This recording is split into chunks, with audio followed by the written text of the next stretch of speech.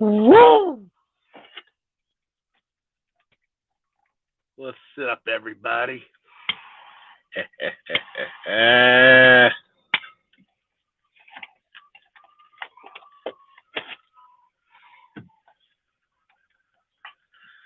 What's up? What it do? What it do? What it do? Probably won't get too many people in here. Just me spilling my gums.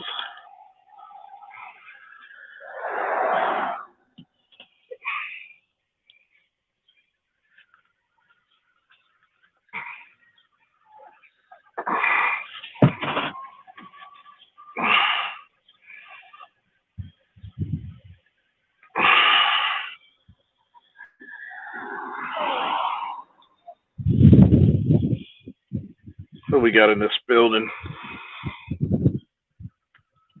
Who do we have in the building watching?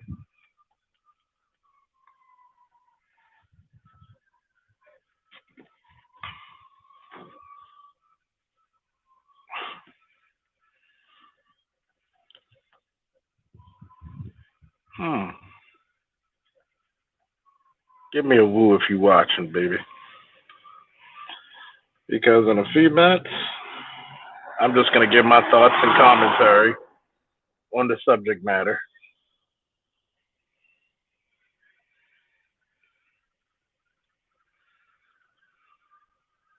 Woo!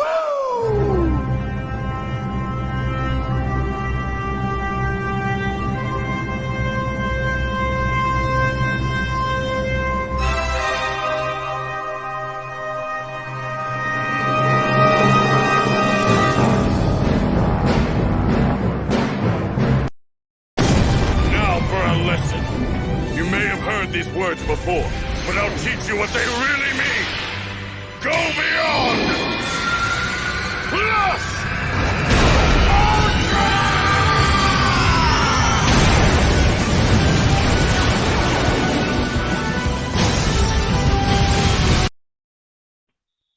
By the power of Grayskull.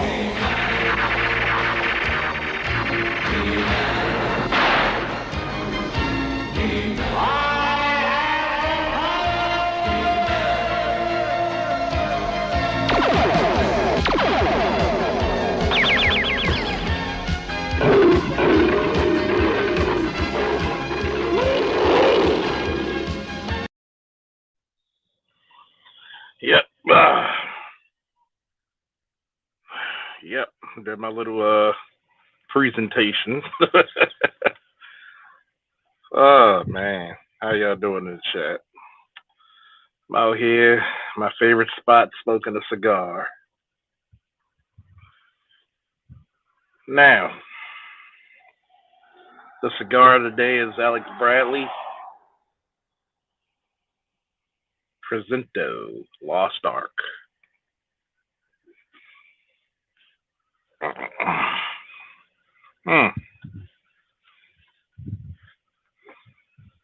Just to let you motherfuckers know I still got it. Still coming. Arm's still big as shit, so don't worry. Still got it.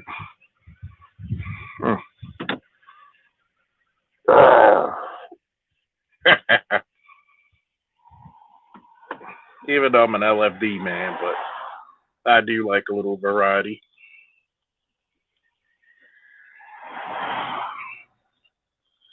So, everybody tuned in want to hear old Officer Falk's thoughts on firearms, public safety, and some others.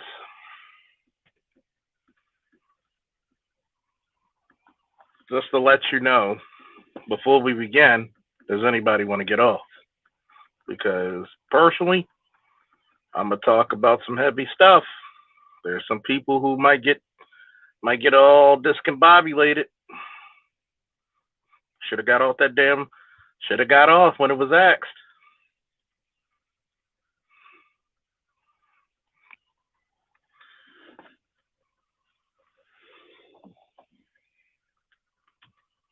Remember, Like, share, subscribe, donate, support your interests, support the people who speak up on your behalf. Always, especially when it's an expert, especially when they're teaching you from not only their education, their training, and their life experiences. We got Simeon, GRD Outfitters. Woo! Aquateca, baby. Sound like a George Duke saying Aquateca, baby. Ray Hama. Got the art professor of style. New style, that is.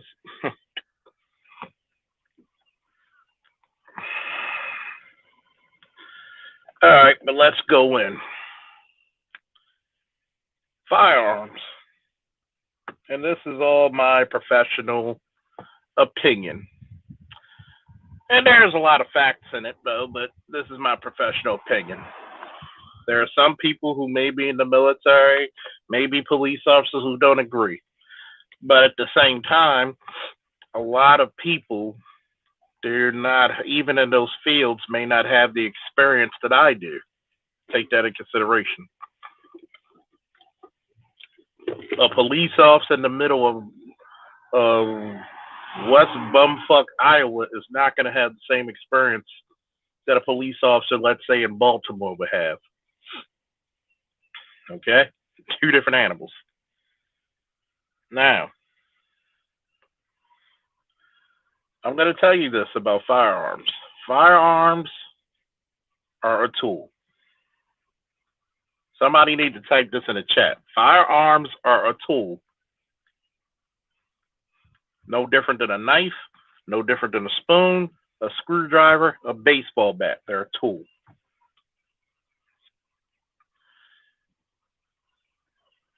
The intent of that tool is what's dangerous or recreational, self-defense, and a part of the job.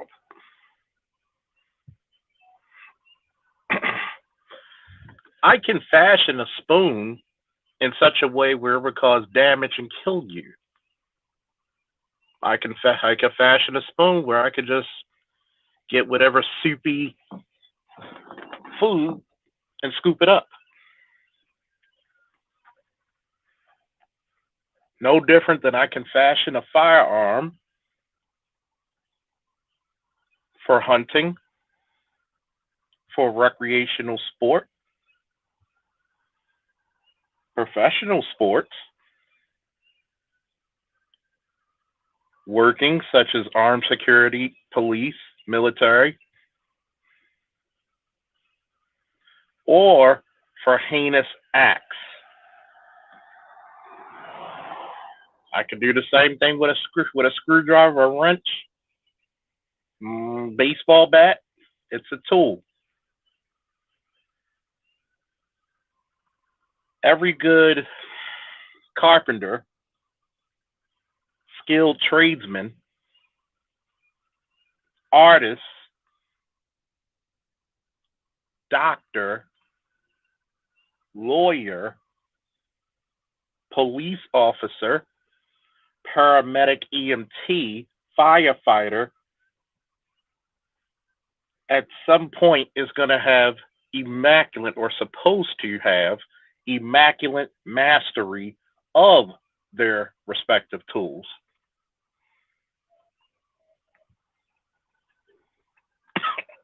And yes, BGS, some gun owners are tools as well.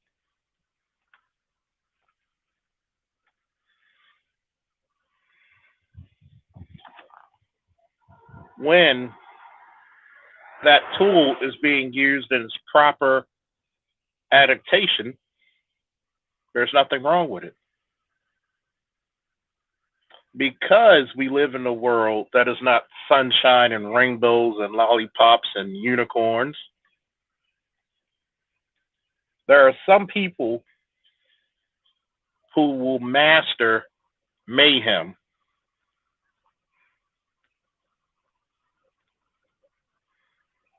who will catalyze chaos,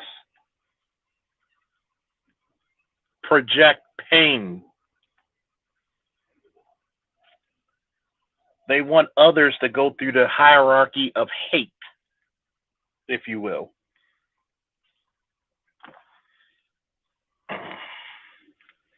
Lando, Douglas Jefferson. Lionel, what's up? Master teacher.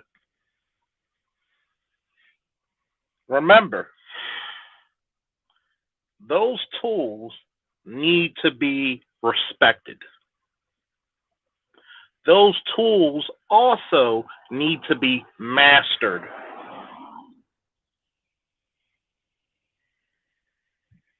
Keep following me for a second, people. The disturbing part about it is that in the black community, for various reasons, we have a disdain of the mastery of firearms. We don't have the respect for firearms.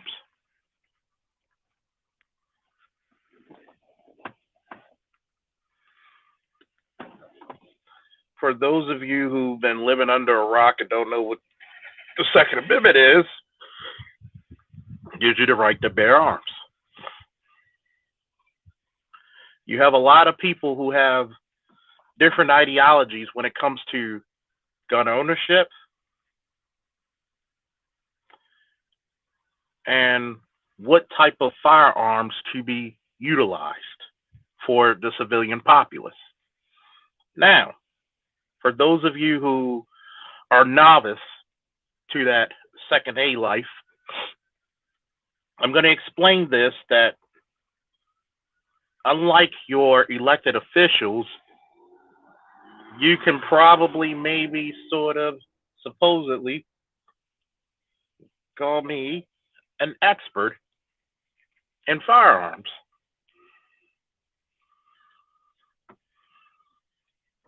Believe it or not, because of my background, I might know a thing or two, maybe, about firearms and firearms safety, firearms proficiency and qualifications, and the real life adaptation and utilization of firearms. So, that getting out the way, when you see a firearm, it does not necessarily, oh, trust me, the security group, oh, when we go international, which might be soon, oh, we're going to put Mike V in that joint. We need your connects and your tech.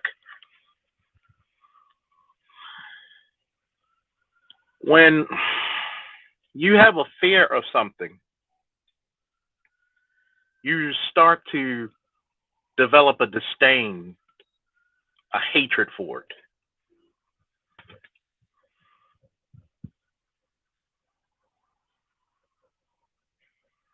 When in the black community, we've allowed politicians to govern us in such a unrealistic way.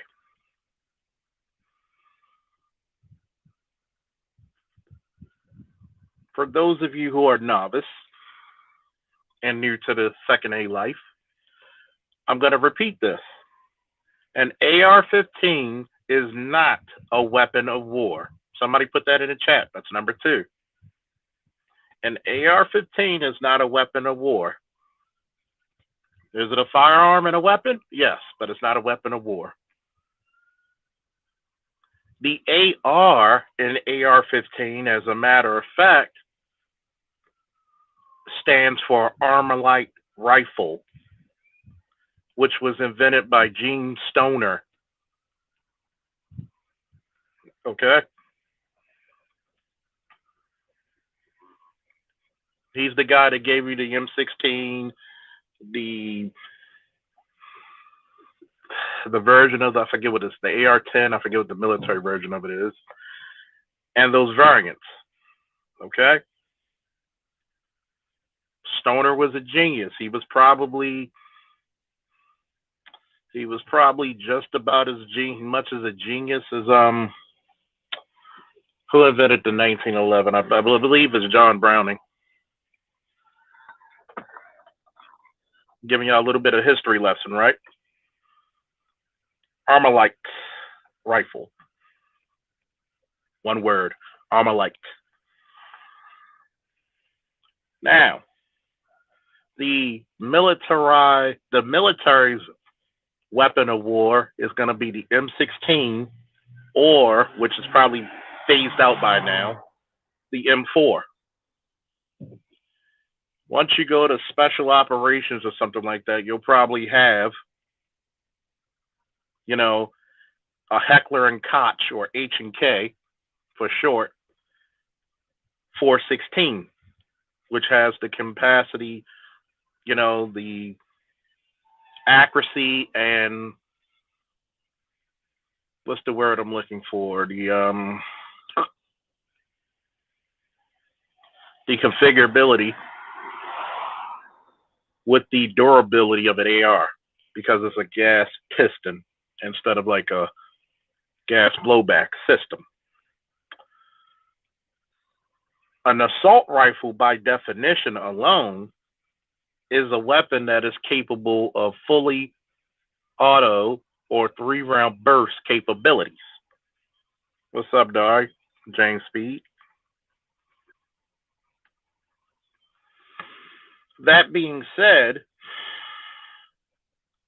someone with enough skill and enough intent can still, as we've seen in Buffalo, do enough damage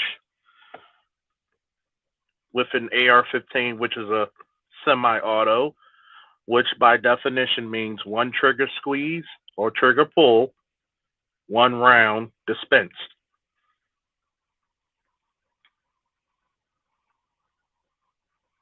You know we got you there, Marine. Hoorah.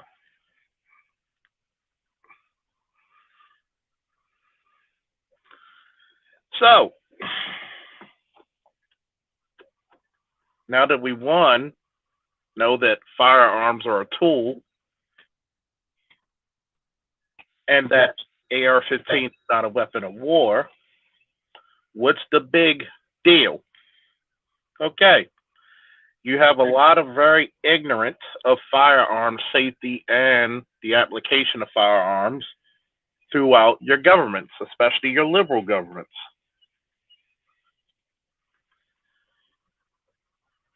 If you have a senator refer to a magazine as a clip, you already know by that he doesn't know what the fuck he or she doesn't know what the fuck they're talking about. Now, the magazine capacity and all that stuff, they're not going to tell you. Well, it can shoot 300 round clips out of, clip bullets and cop killers. They're going off of slang and they're going off of third or second opinion rhetoric. Now, I'm going to tell this to black people, even though I have people who are subscribers and fans and people just love me to talk shit. I'm going to have to talk to black people because stuff like this hits home. You might have heard me say this, but I think that black people are too damn hard-headed and have to wait and have to recollect off of shit like this. Stop being reactive and be proactive. One, situational awareness. If it doesn't look right, if you get them butterflies or those spidey senses tingling, your Negro senses, it's probably not right. You ever had that out of body, almost painful experience when you're about to walk past something that's potentially dangerous? That's your Negro sense telling you, don't go down that alley. Walk out that store. Walk in a store. Okay, circle the block because you might be being followed. There are certain tactics that black people especially need to develop. Shout out to the master teacher BGS when he gave a lecture about the anima and the animus. Your anima, especially from black men or men period, is going to tell you, man, we could take on anything. The animus is going to be like, you might not want to go into that. You might want to get the hell out of here now. You might not want to go down there. That's when, you're in touch with your feminine mind. It doesn't mean you're gay, doesn't mean you're bisexual, doesn't mean you're effeminate. It's just that when a person's in good sound mind and in tune with their body and in tune with their nature and in tune with their surroundings, your body, mind, and soul will give you early warning signals of danger.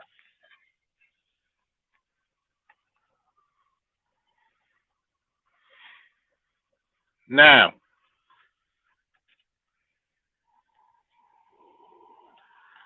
I'm going to say something that might offend some people, but if you haven't been in my channel before, eyes don't give a fuck as long as it saves people's lives.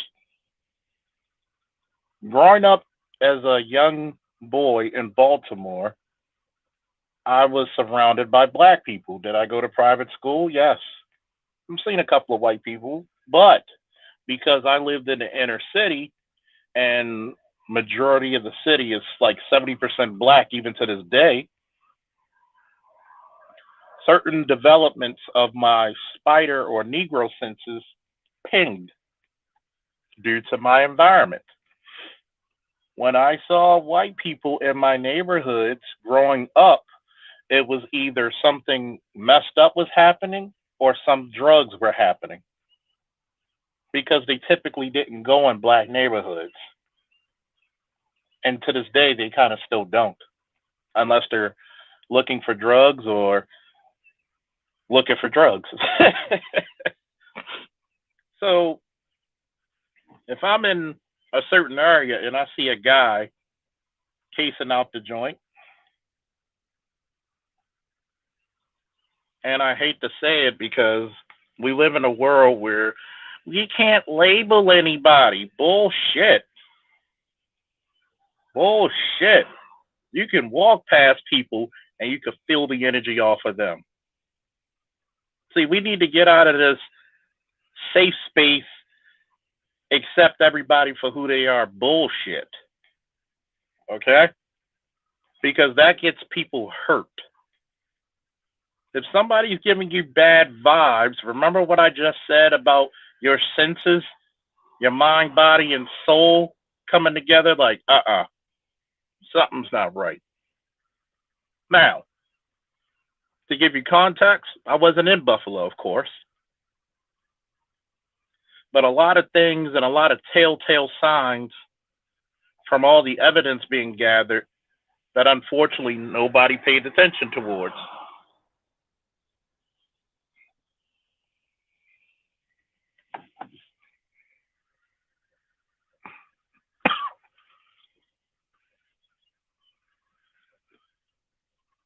See, and I'm glad you said that, Mr. Firearms are good, people are bad. And that's what we usually get. That gun can be loaded and sit there till time ends. As long as nobody pulls the trigger, it's not going to fire.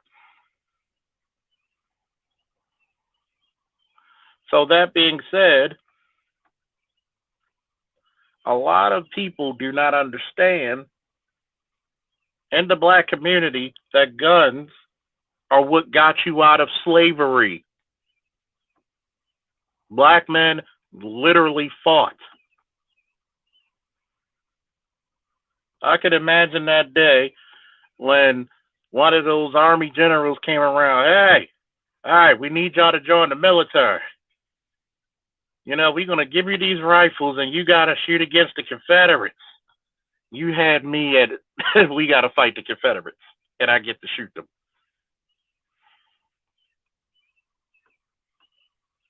See, people think it was a bunch of talking and pleading towards others' humanity and pity that got you out of slavery. No, it wasn't. It was the firearm.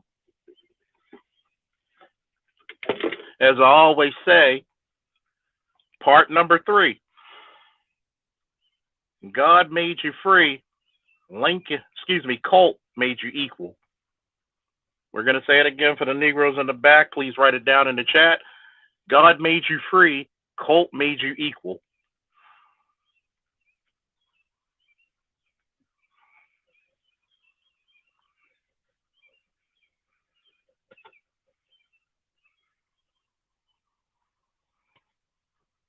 Mike V said, I just came from Stop and Stop, and a white guy, opioid looking, came in, and all BPD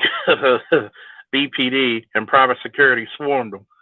The new suspect is the millennial white incel. Yes, yes. Think about this. I want somebody who's been one of my A1 day ones tell me what I always said about January 6th. I want you to tell me what I always said about January 6th, 2021. And I was right.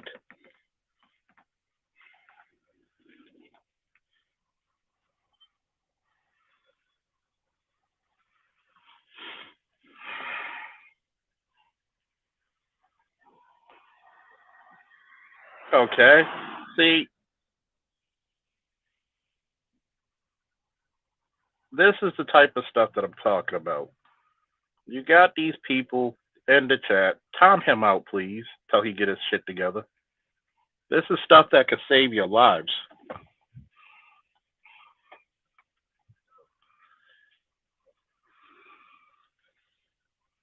Matter of fact, he said it's black people's fault. Fuck a timeout. Get him out of here. Because you're going to have detractors who like this shit.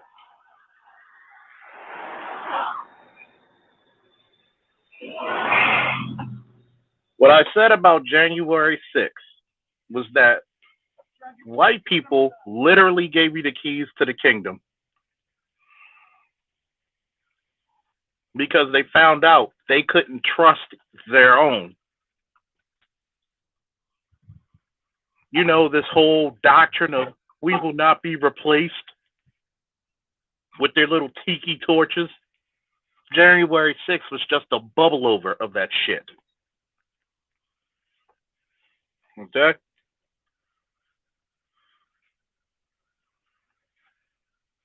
That being said, the number one enemy of America right now is the white incel. Because a lot of these kids are hyper smart, no social skills, social indolence, who mommy and daddy was probably well off and probably introduced them into firearms at a very early age.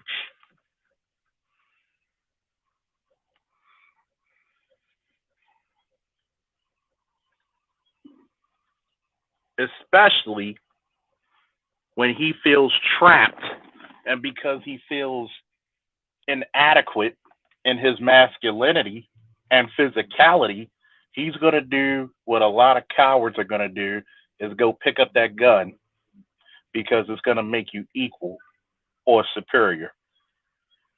See, it's one thing if you use it in defense. It's another thing if you use it in justifiable offense. But it's another thing when you use that tool to commit mass murder or murder, period.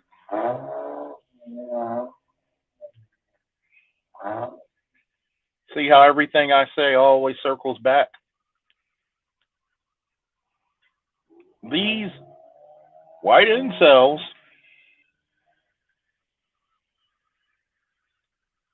are feeling and being inadequate. Okay?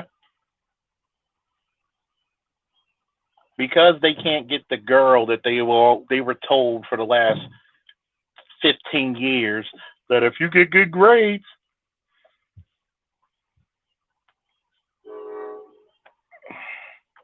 if you get good grades, if you do right in school and you're a good boy, the girls will love you. You get the love of your life. Bullshit. Now, Pastor, to answer your question, no. A weak man is a weak man even when he has a firearm. Okay? A weak man is a weak man even if he has a gun. Because what happens in a lot of these cases, almost 85 to 90% of active shooters usually take themselves out when somebody with a gun challenges them.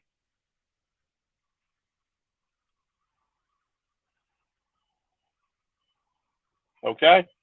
So a coward is a coward when he has a gun.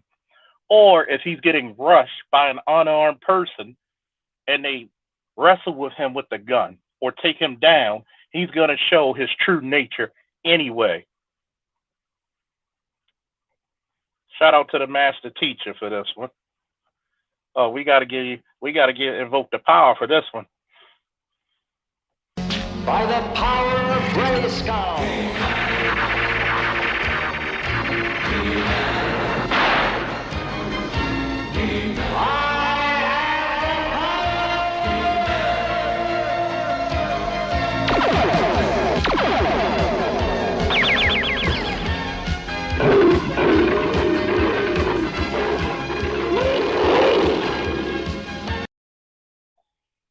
Now,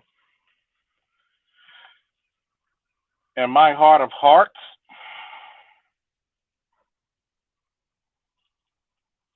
do I know this guy's a coward? Yes, because he went after a soft target, a shopping center. In the words of Captain Jack, aka Sandog, if it was 2 or 3 or 4 guys from Black Line Security with thigh holsters and rifles slinged in their hands, you think that motherfucker would try it? No, because just the sheer presence alone is not only a show of force, you just harden the target.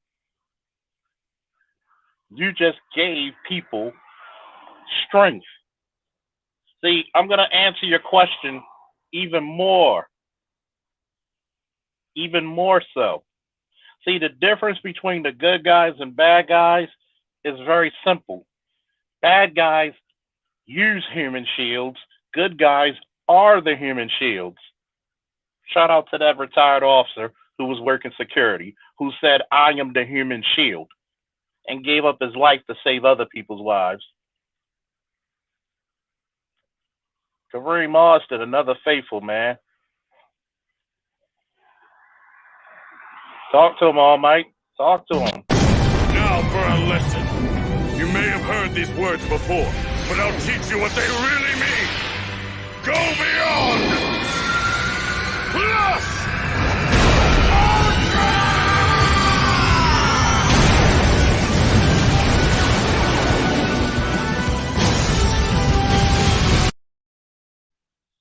And by the way, somebody please put that in the chat, for prosperity, for the future shit.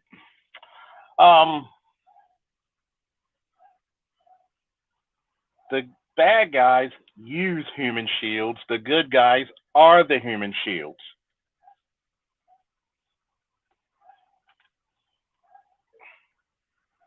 See, a lot of you don't even understand this, but also Faulkner carries a gun 24/7. I damn near shower with it. Many of the female friends who I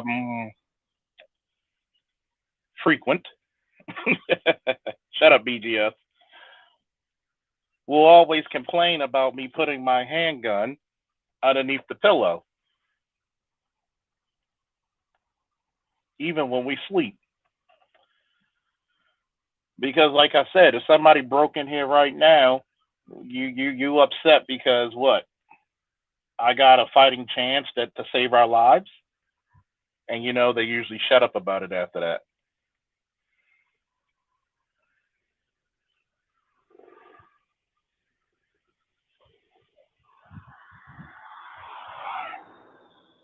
Yeah, you ready? Remember, even in the old series and the classic series and the Netflix Revelations and the new one, the sword was a conduit, okay? He was always the spark of power. And that's usually when it comes to men, when it comes to protection.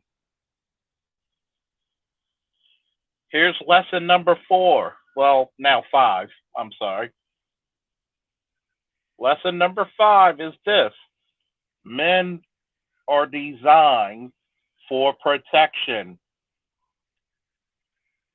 Please put that in the chat. Men are designed for protection.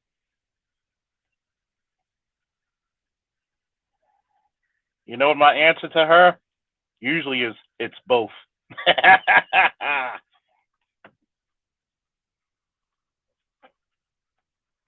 Now,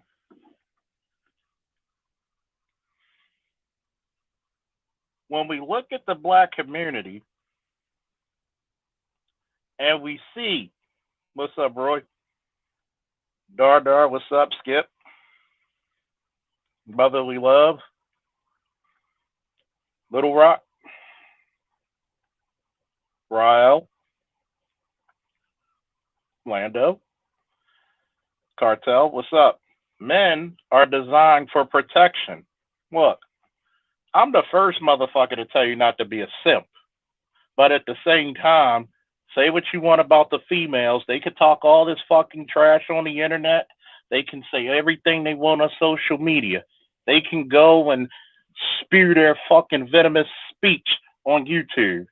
When shit goes down, and it goes badly, they're going to look for guidance from the men. It happens every and any time. See, black men, this is the power you hold. This is your superpower. So you're designed for, you're bigger, you're stronger, you're faster, you're more logical, you're more tactical, you're more ruthless. You were designed for protection. Even if you're not going to do it for the women, because I'm going to explain this one thing, because nobody talks more shit about the gynocracy than me. Check my Facebook for those, and trust me, the ones who have know I'm about my shit and know my shit as well. I'm going to tell you one thing I learned very heavily in the military and with the police department.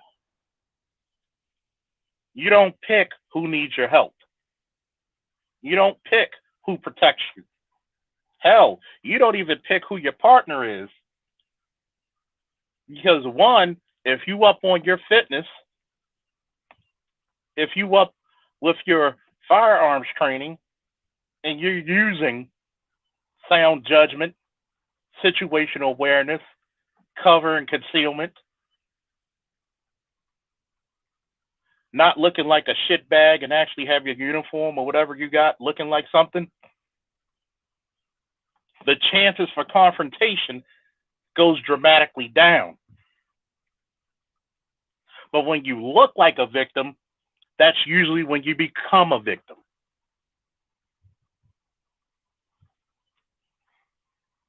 And I'm going to say this because a lot of women come to people like BGS and say this very often.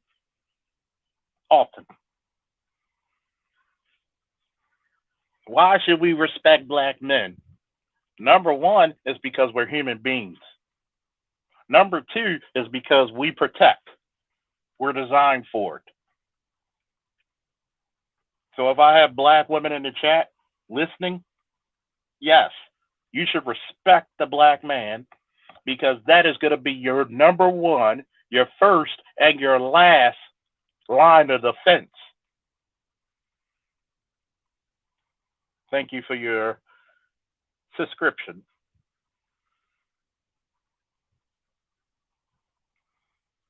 Oh, we got Lionel. I'm going to tag some clips of Escanor, the sin of pride from the Seven Deadly Sins. You are going to love this dude. Oh, trust me, I know about Escanor. And one of my favorite quotes from Escanor when he said, "How can I have hatred for anything that's beneath me? The only thing I feel is pity." Shit talking Escanor. I love it. See, is that true? Yes, it's true. Even if you see kids out there in the street, look, even if you got an issue against the women, children never ask to be here. Children usually ask to be protected, guided, taught, and loved. Are we so foreign from our neighborhoods that we don't even show kindness and love and protection to the children? See, once upon a time, if there was a guy trying to snatch a goddamn kid, guess what? It'd be 5 black men on his ass, stomping him out like a forest fire. But because they willfully, forcefully, and unceremoniously try to breed out the warrior spirit of the black boy, which eventually will be turned into a black man, we have a different ideology about that shit. And oh yeah, Lionel, let's get you up real good. Slick Rick, salute this man. Woo!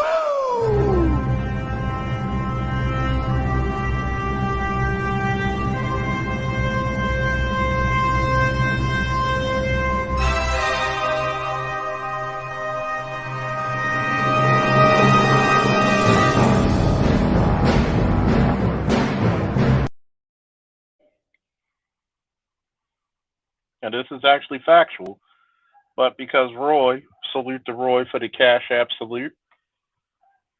You know, that was for you as well. Now, this is probably the truest statement. I've said this to many of women. Rael said a woman is one criminal away from being reintroduced to the primitive side of man minus any concept of morals. See, this is how you know the women of our community have failed. Is because women are the ones who's supposed to teach their children about morality and respect. Okay? Women are the ones who, that was their job, to teach culture, which usually deals with morality, respect, dignity, class. But because they invoke their godless succubus nature, that Jezebel spirit, if you will, they've taught their children, not all, but too damn many, the overwhelming majority, have taught their children a godless, classless, disgusting, lustful way. And the end result of that,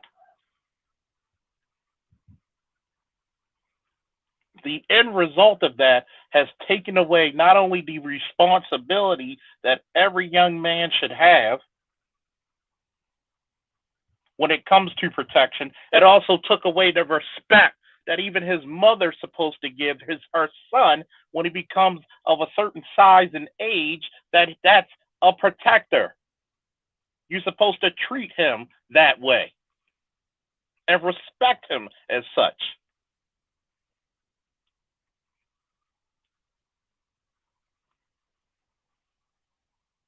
And what happens is you get lulled in a false sense of security.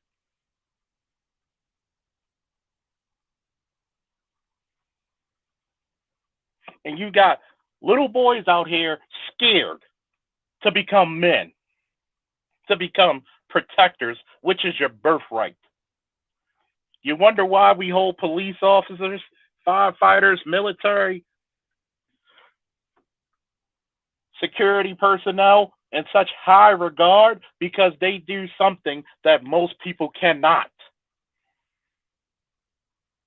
They are doing something that most people will not do and put their ass on the line to keep society sane.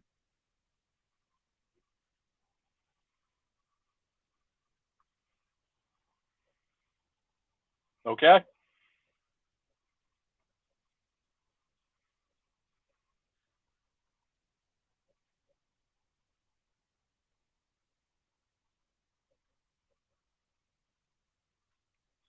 And what happens is that boy doesn't get his respect as a leader, as a protector from other men. For example, it was the boomer generation that so many people have an issue with, was the ones that says, call me boy one more time. Call me nigga one more time and see your teeth rattling down the street looking like a pack of chiclets.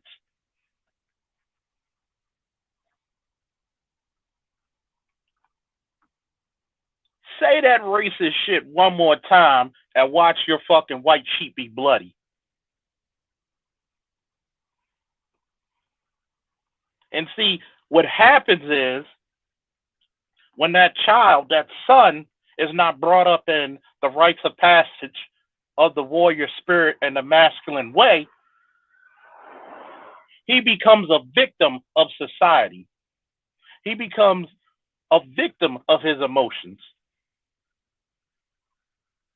where he will look at his brother and commit heinous acts against him due to the internal hatred of himself.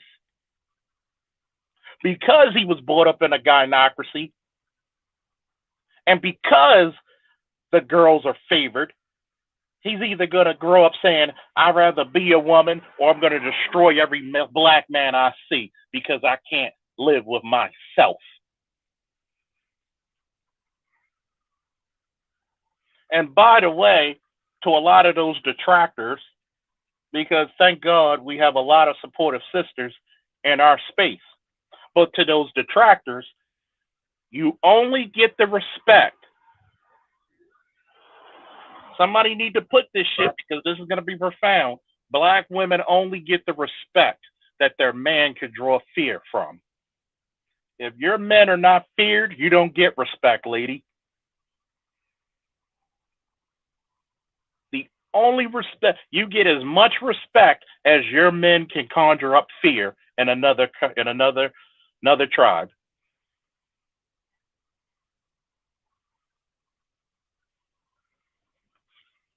A lot of these women say they're strong and independent. All that shit goes out the window when bullets fly.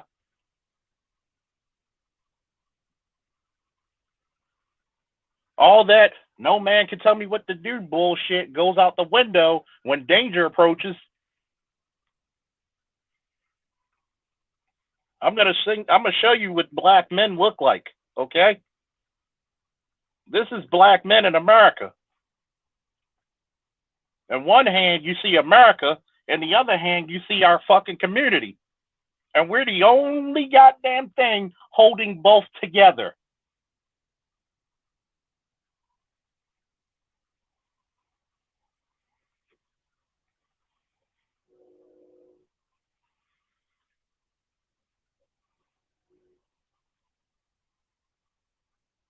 So, yes, you have to respect your men. Because guess what? That white woman can act like a Karen because of the fear her man can invoke.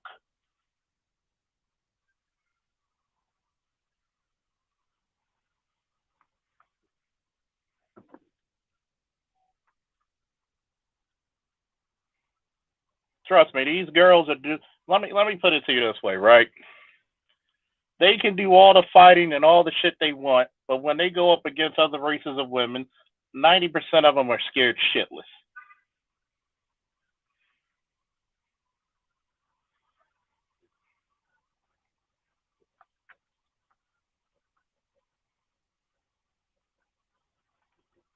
I don't need a black man. Asian woman whooped that ass in the beauty supply store.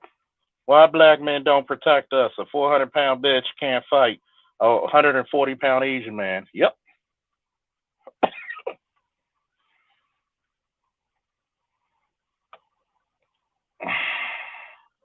See, when it comes to protection, the first line of defense is obeying and listening. For example, when your fucking parents tell you not to play with matches or fire, and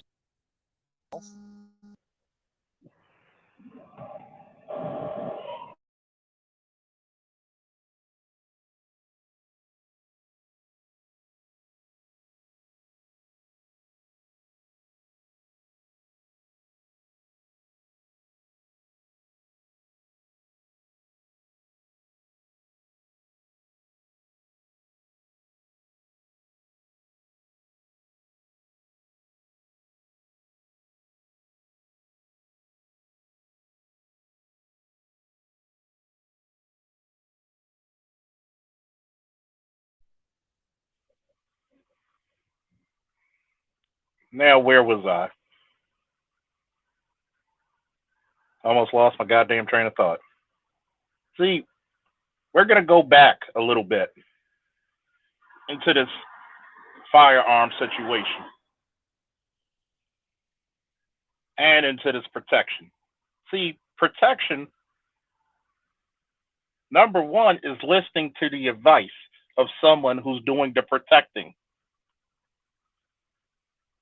Hey, baby, don't go out there late at night by yourself. I'm grown. I could do what I want. You know what my father told my sister? Can you fight a man? Well, yeah, but you ain't going to win, are you?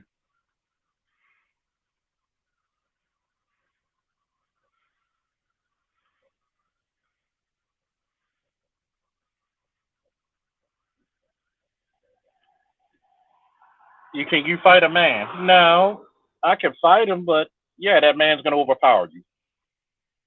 Listening to the sound advice keeps your ass out of danger. And this goes back into what I said. You need to follow the protector. Part of the somebody need to put this down since Aquatechi's our scribe. Write this down. The first rule of protection is listening and obeying.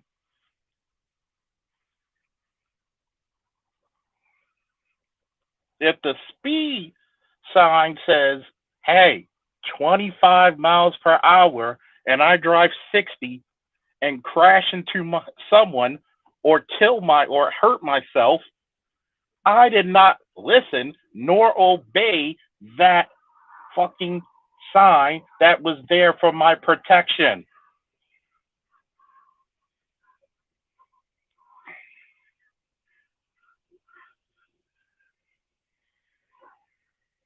The problem with a lot of the females in our community that they've been indoctrinated in the fucking Jezebel spirit, which automatically goes into disobeying male authority. But the first thing they holler out when their ass is on the line, why aren't the men protecting me? They did. They told you to get the fuck out of this place. They told you not to date the drug dealer. Now you got guns shooting at you every time you drive with the motherfucker. The first fucking rule is listening to your goddamn protector and obeying what he says. Obedience does not mean slavery. Write that down as well.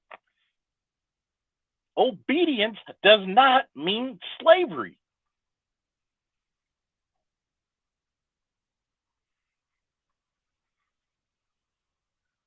Well, I now said mothers let their sons know at an early age they will not respect them when they become men.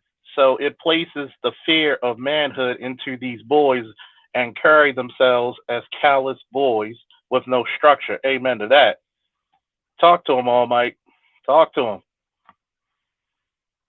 Now for a lesson. You may have heard these words before, but I'll teach you what they really mean. Go beyond! Plus!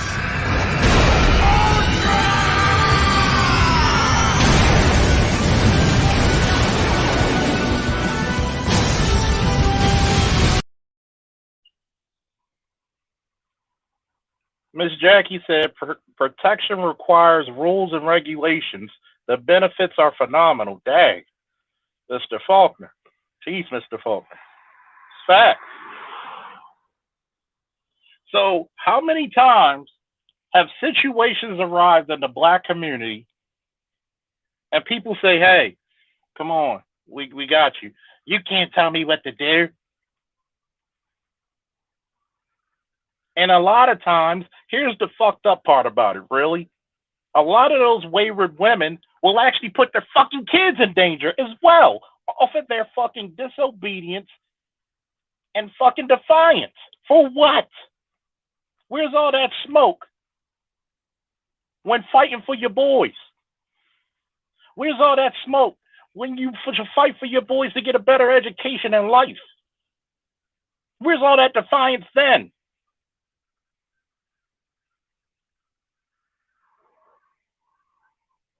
You breed the type of men you deserve. You breed the type of men you deserve. If you say there are no men on your level, did you breed the men on your level? Did you cultivate the men on your level? Did you teach the men on your level? But y'all don't hear me though. If you feel that, give me a woo in the chat, please. Give me a goddamn woo. Say woo, goddamn it, woo.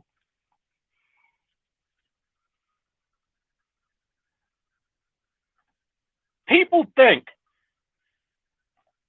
that I'm hard on women, but I'm even harder on men being men.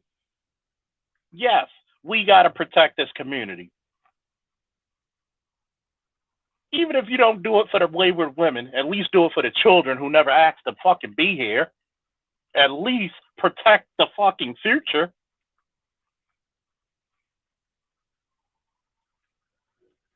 At least protect the fucking future. It's a damn shame that there's times in violent places I've seen men who have no blood relation to children have more love to them than their own goddamn mothers. Hell, even sometimes their fathers.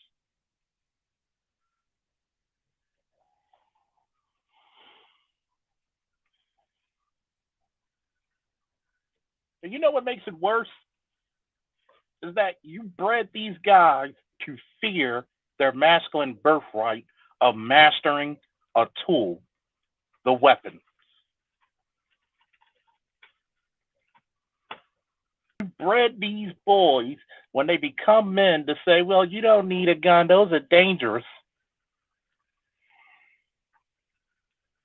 How the fuck can I protect myself, my community, my women, my children, my land if I'm disarmed? Make that make sense.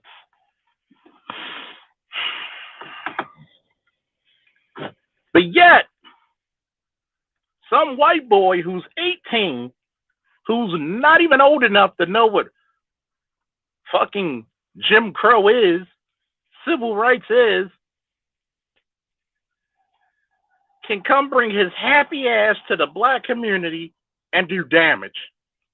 And to get out there damn near unscathed, with the exception of Mr. Aaron hallowed be his name, and may he rest in peace, power, and paradise, with the exception of one, and think about it, it took one black man to stand up, even at the cost of his life. But black men don't protect. Somebody write that down. Black men don't protect the community. Bullshit. Comma, bullshit. This is how it needs to be written. Black men don't protect the community. Question mark, bullshit. Write that down. Because it took a black man to slow his ass down for the police to get there to capture him. Because if he wasn't confronted by that officer, Mr. Aaron, hallowed be his name, he was planning and would have continued his murder spree to other locations.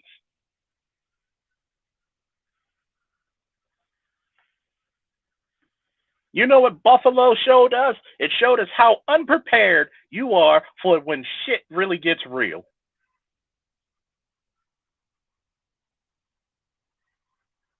You are tactically inefficient.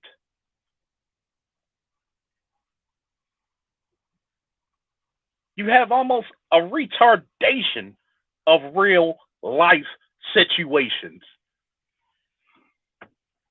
It showed you how vulnerable you truly are, black people.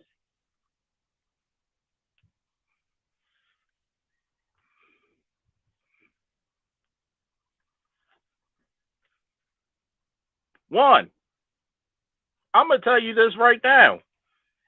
Anybody who's a divester, anybody, you better go look for the man you praise to protect you.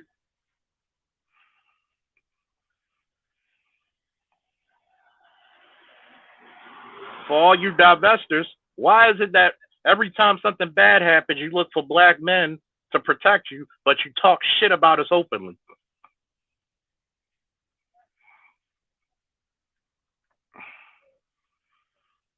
What's up, extended clips? Assalamu alaikum. Said good evening, good peoples, and Charles Faulkner Jr. Woo! Guess what? Invoke that power, Prince Adam. Talk to him. Talk to him. By the power of Grayskull.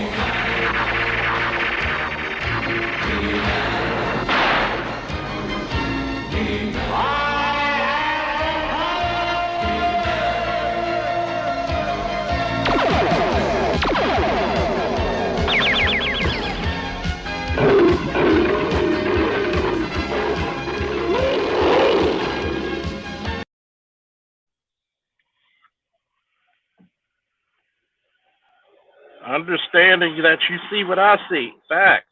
But Mr. Faulkner, racism and white supremacy doesn't exist anymore. We're all equal. Did those 13 people who were shot and 11 dead think that they were equal? Would they, if they were alive, to tell you, do they think that racism and white supremacy doesn't exist?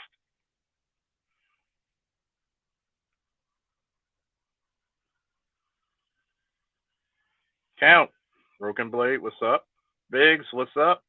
Superman Clark Kent, what's up? What's up?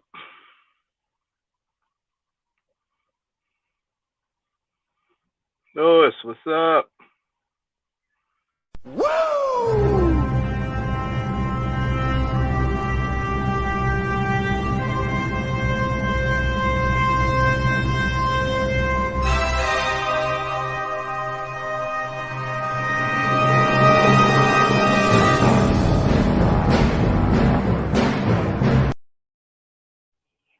I'm going to say this, right?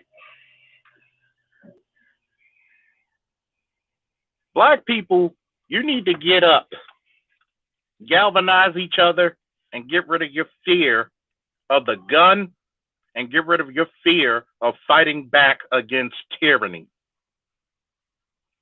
Write this down. Black people, you need to get rid of your fear of the firearm and fighting back against tyranny. I've said it once, and I'll say it again. The only way some people get the message, if you put one of theirs in the ground. I'm not condoning violence, but guess what? If some racist bastard comes up there about to shoot, there better be 5 guns pointing back at him, lighting his ass up like Juneteenth and the 4th of fucking July. Now, if those firearms are legal or illegal, that's up to you. I leave that to your decision. But guess what? I follow one rule. I'd rather be tried by 12 than carried by 6.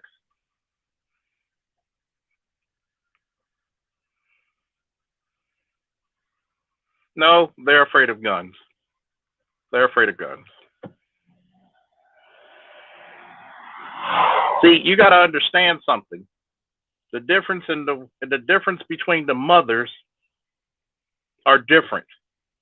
See, white women raise their boys to be in a position of power. Black women raise their boys to be in a position of servitude. Okay? The dynamics in power is dramatically, starkly different.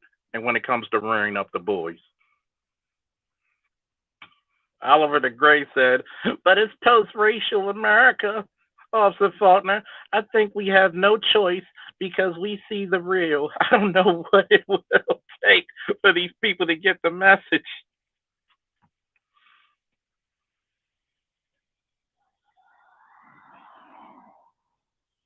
I forgot to give you your salute, by the way. Hold up.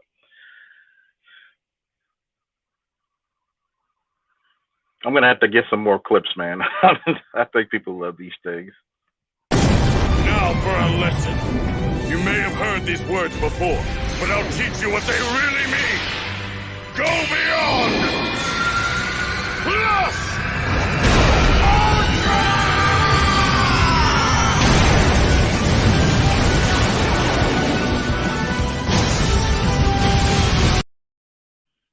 Woo! What's up, Roger? Salute to you, brother.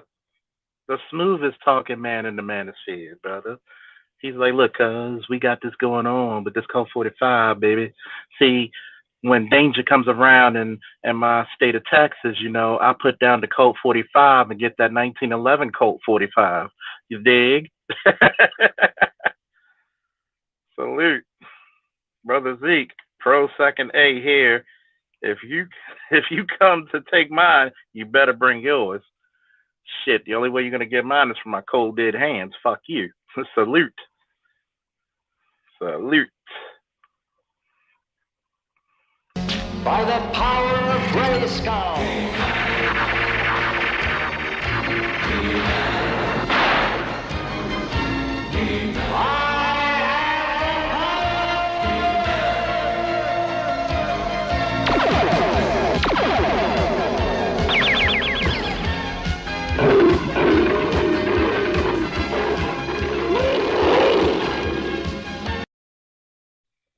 I'm not gonna lie to you, for all my dudes and females who are 80s babies, that fucking sword comes in the air, you know we point past the point of talking. That shit get you hyped as a motherfucker.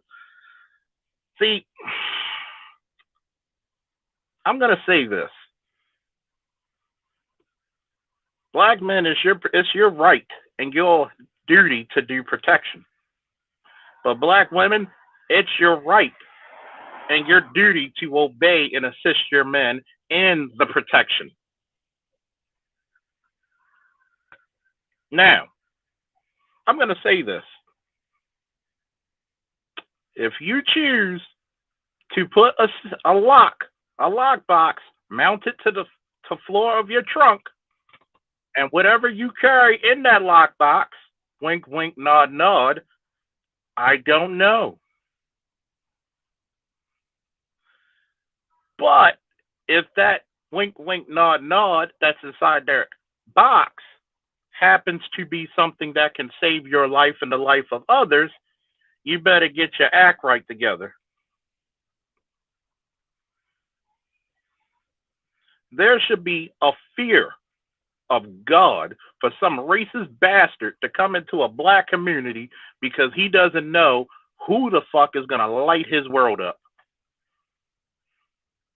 And for all of you who live in fucking New York, I swear to God, you need to vote those fucking demo fucking fools out.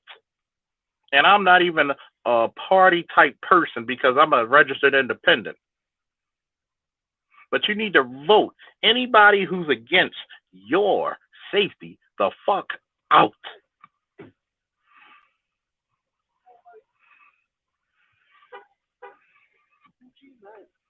What did Little Wayne say? Fuck a gun law? That's what the criminals do.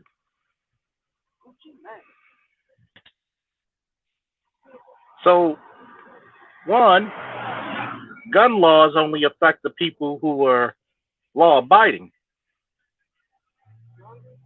You need to get ways to protect yourself. Well, if it's a knife, a wrench, something, you better get ways to protect yourself. Trust me, Maryland's fucked up too with gun laws. And by the way, this is the reason why black men need to pull their money together, is because one, a lot of these gun laws are unconstitutional and very racist to begin with.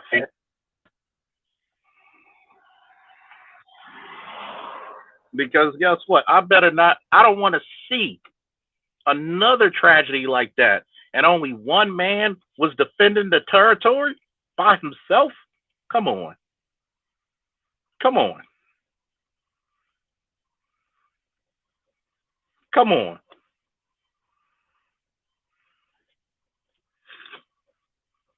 A lot of you brothers need to start becoming fucking gunsmiths. I'm going to tell you that now. Wink, wink, nod, nod. And I'm going to leave that right there for the ether.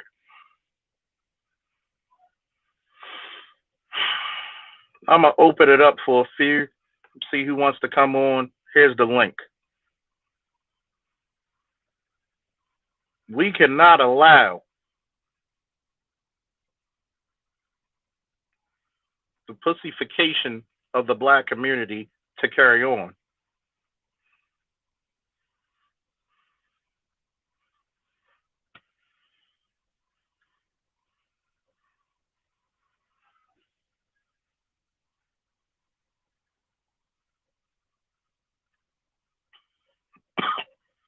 Crossbows are cool, but guess what? Here's the problem with crossbows. It's called technology. You might get one shot off, but if that guy has a semi-automatic with 30 rounds and a couple of them on a vest, you're kind of outgunned.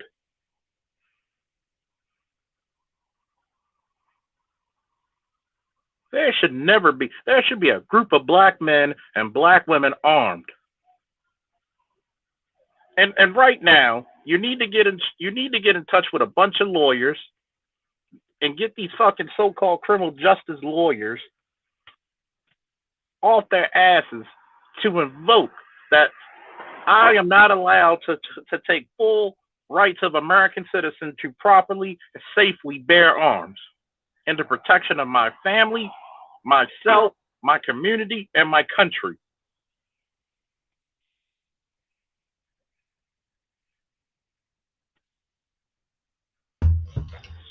Sup, big, sup, bit of truth.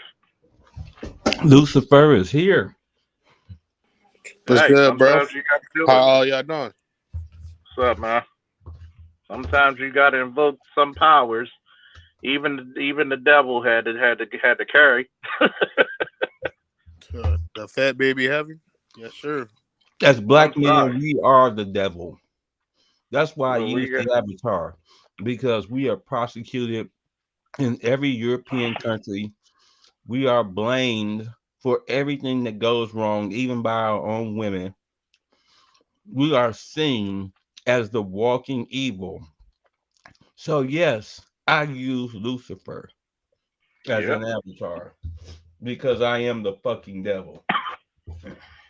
And see, but yet they call upon the devil to protect them, though. Ain't that a bitch? Yeah, well, that's not what I do. I punish evil. See, I can't. See, this is the reason why so many women are unprotected. Is not because black men aren't protectors. It's because your dumbasses aren't listening. And you're not worth it. Yeah. With the exception of a few. Look at Vivica A. Fox and them other raggedy hoes who sat there and talked all that shit. You gonna protect them? They won't even accept the protection. Who? Even though it's kind of funny, I did have to bodyguard Vivica A. Fox when she came to the AFRAM down here, which is like a kind of. Even though I kind of had to, I was getting paid like really, really big money a day, and it's sad because guess what? If they can't listen willfully, when they want you to protect you, they got to come out of pocket. Oh, I was gonna give you some pussy. No, I need U.S. currency, not pussy. Pussy ain't paying my bills unless I got to throw it on OnlyFans. Exactly. So if they can't listen willingly, guess what? You're gonna have to pay for my services. Protection comes at a cost, baby. Write that down in the chat. Protection comes at a cost. Either your submission or your money. Did you hear what Corey Holcomb had to say? What did he say? He said that. Oh, about Vivica?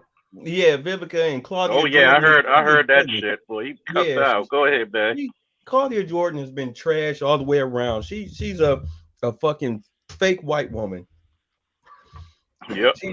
She a white woman in black skin. Who gives a fuck? And if you really look at all these chicks talking shit, look at them. They're the very women that Kevin Samuels was talking about.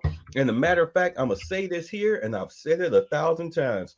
All these women sitting up here talking about something. Oh, look, he died alone. He died alone. Excuse me, the man was 57 years old. He's been married twice. His kids are fucking grown. He's practically a grandfather. He died the way 99.9% of men would love to die, between the legs of a beautiful woman. Yep. And I'm gonna tell you one thing about it. Came and went at the same goddamn time. And I'm goddamn right. And I'm gonna tell you what it is. I'm sick and tired of being a black man being fucking persecuted for telling the goddamn truth. Because part of protection is what? Listening and obeying. If men tell you that we don't find what you're doing attractive, why do you do it anyway? But those same men who ignore you, I had to tell this to a chick on Facebook. She said the reason why I didn't get married because there wasn't no attraction or their personality sucked or we just didn't hit it off. I said, did you find these guys? Well, no. And how old are you? 35. And I said, do you think that it'd be best for a person to find their best mate in the prime of their life? And she was like, okay, I agree with that. So that means you are the accomplice to your own fucking destruction. And you have to suffer for that. With your loneliness. Oh, I'm happy being by myself, said no woman ever. In the words of BGS, some people are gonna have to kick rocks. Some people are gonna have to kick rocks. If they was happy by themselves, they wouldn't be calling that nigga show. They wouldn't have been calling his show all night every time he was online trying to find a man.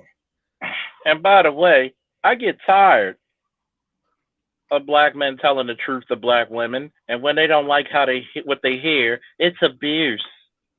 How the fuck am I abusing you? You're not kowtowing to my ego. You're not kissing my ass. You're not making me feel good. So I don't need to. Last time I checked, my job, even if I was married to my wife, my job is not to make you happy. My job is to protect and provide. Your job is to teach, cultivate, and nurture. Fuck out of here. Well, you know, there's situations. I had a guy who's Chinese, who I used to work with in the department. He was in an arranged marriage. They learned to love each other, but he had to be a husband. And you know what? That's something I want to talk about. If for those of you who don't understand, marriage isn't about love. It's about what somebody can provide within that marital structure. Fuck love. You really think niggas that get in arranged marriages that they love each other? No. This is why in all honesty, marriage was created by the hierarchy in order to preserve the wealth and keep the wealth in the family. It was all about the merging of businesses. That's all it was about. And then the commoners started doing it, and the commoners twisted it into a matter of love. Exactly. It's Right. supposed to be about functionality. See, Exactly. the man is supposed to protect the physical and the mental. The woman is supposed to protect everything that's spiritual and emotional. Somebody write that shit down. See, we have a failure of protection on both sides.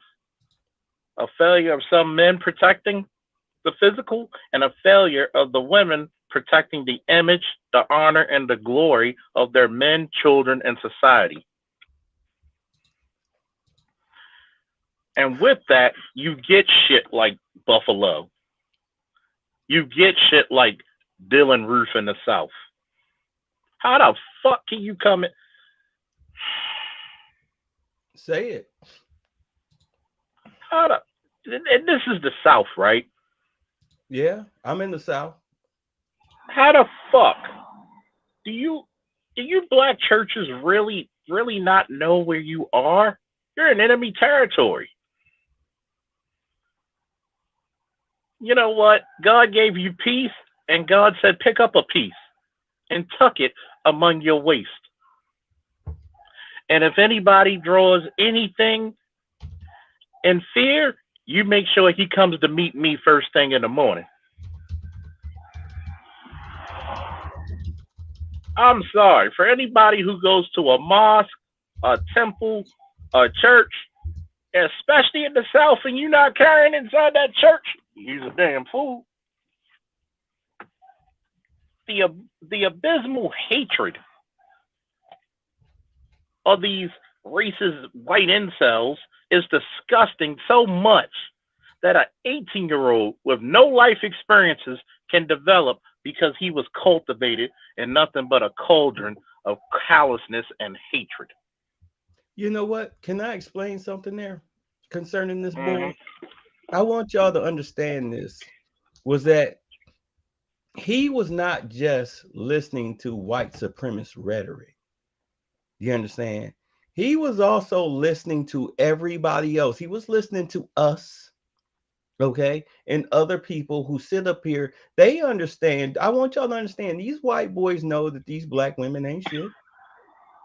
Okay, they hear us talking about hopping fences and getting passports and stuff. They see the porn sites and all of this stuff. They out here in the streets. They see all these white chicks running around with black men and whatnot. Look, the white boy had a point from a white perspective. And if you sit up here and talk about what is the one thing they talked about 2050? What was it? What's supposed to happen by 2050? They become the minority. Exactly. They become the minority because of all of the fucking that's going on between white women and non-white men will eventually extinct the white race. I want y'all to understand, homeboy, his method was wrong, but he was 100% right in the fact that shit, we are about to get replaced. We're about to become extinct. Europeans only make up 10% of the planet. Yep. Y'all need to understand that they only make up 10% of the planet, but they do control a lot of wealth. They control at least about more than 50% of Earth's resources, but China is taking that shit over. I want y'all to understand that United States practically got kicked out of Africa. Why do you think they made deals with freaking Iran for oil? They're losing badly. And if you are on your shit, then you will know that, you will see that, you will understand that. So yeah, he tried to incite a race war. He really did. And of course he failed because these niggas ain't trying to go out here and shoot nobody. They too fucking scared. They're too goddamn scared. So he wasted his time. He literally, in all honesty, he threw his life away for nothing. For a bullshit cause. Right. Because it ain't gonna happen. Like, dude, this is nature. You're getting killed off by the sun. They sitting up here. You got killed off by the sun. You didn't killed off by the sun because I mentioned this on my podcast. And I brought this up, Charles. You remember that I was talking about the Earth's magnetic field speeding up. Mm-hmm. This was about 5 years ago. If you pay attention, the birth rates have declined. I understand people probably thought I was fucking crazy and talking out of my ass, but trust me, the birth rates for non-melanated people have declined greatly. Why the fuck do you think they overturned Roe versus Wade? Not to mention what's going on with the drug overdoses from fentanyl and heroin. All right. And what By the way, not even that big. By the way, 50% of the men in Europe are sterile. Yeah. So it's safe to say it's 50% of. It's good to make an assumption that maybe even 50% of the white men in America are sterile. How did that happen? How did that happen? Right, exactly. Everybody shrugged. I don't know. Yeah, because Earth is going through a great change. You got the Earth. You got manufactured drugs. You got COVID. Man-made fucking virus. And if you pay attention, we really are in World War III. It's just that we're not sending troops over there in mass because they can't afford it. The United States can't afford to lose any more young, virile white men to a goddamn war. Just so you know. So Shout out to F Holiday. they're overturning Roe versus Wade because they're in it for the goddamn species. So I agree with you wholeheartedly, right? Like wholeheartedly. All right. I'm Charles' good friend, Officer Fuck good friend, or whatnot. So again, I agree with you wholeheartedly. But my thing is like the local level of kind of sort of what you're talking about, right? I'm going local level off of I don't know there's anybody in the chat or anybody that's hearing me. Like for real know about New York State versus Bruin, right? Oh, but not. And I just sit back and I watch and I keep my mouth closed and I sit back and I watch. I'm a huge conspiracy theorist when it makes sense. But how is it all of a sudden a mass shooting in Buffalo? And what makes it matter in other states to be able to, like everybody else said, Charles said, and whoever else spoke, and I was reading the comments and things like that, like for real, when you're in the downfall of, getting clapped at, you know what I mean, with that, or whatnot, they always seem to run a monkey wrench through something that seems to be better, you know what I mean, or whatever for the people per se, or whatnot, like for real. So, with all I'm saying, I think it was strategic, clearly, because he had armor, he had whatever, he went to an area where as though, like, okay, I can outshoot everybody. You understand Because what I'm of saying? Like, strict gun laws mm-hmm. in the area, which was stupid as fuck. Okay, so y'all identify what I'm talking about. Like whoever Yeah. you are, brother. Like for real, or whatnot. So I just think that it was more calculated. On Twitter, I'm on YouTube, I'm on this and I'm on that. And people haven't had that conversation. That Well, shit well, is Biggs. controlled. It's controlled, Biggs. bro. The reason why people don't like to have the conversation is because we have a bad habit in the black community to actually talk about our problems. Mm-hmm. Mm-hmm. We have a very serious problem. Oh, guns only kill people. And because this community is woman led, a lot of these Negroes out here are getting their cues from their women. Mhm. They're ready to shoot up. The only time you'll see a lot of these black motherfuckers get guns is to kill each other, but they come bitch made when they see a white boy down the street. Yes, Talking you're facts. completely right. You're Talking completely right. facts. You know what? I remember in the 90s when motherfuckers was talking about all these gangbangers and thugs and shit. Oh, that's our army. Like, no, these niggas ain't. These niggas is the pussiest ass. I mean, they still walking around trying to get fucked in their ass by wearing their pants off their ass. Them niggas won't bust a grape. Bro, Well, who bro, are let me. you? How many You white are Let, boys so that dope. done killed somebody, Who is some that guy, young bro? black kid or whatnot, is still walking around here free as Yep. a fucking bird? Yo, this guy How Because is the you fuck? supposed to be telling the gangster. truth. How the fuck you supposed to be a gangster, but you shooting little kids off their porches, and you don't even know how to aim your pro? See, remember what I said earlier in the All show? that part, bro. The mastery. You have to master your tools. yeah, totally agree with you. And see, there's supposed to be a mastery instead of this. What am I looking for? This delayed adulthood when it comes to firearms, when it comes to masculinity, when it comes to protection. First rule of thumb is protect your goddamn self. Yeah, See, think about this, right? How the fuck is it, and I'm not condoning violence, if motherfuckers were so fucking about it and bad about it, Zimmerman can walk anywhere he wants. he still ain't popped. And motherfuckers would just look at him with a scornful look, especially black folks. And Let niggas me tell still you buying something, Charles. Caltex. Let me tell you That's the something, crazy Charles. part. You know what got me? You know what got my ass in the range once I was old enough? Mm-hmm. The goddamn Punisher. Mm-hmm. Yeah, I was reading the Punisher comic book, and he was, because he loved to take out the mafia. He loved to take out Mm-hmm. mob members. And there was a panel in there. He was like, I ain't worried about these motherfuckers. They can't shoot for shit.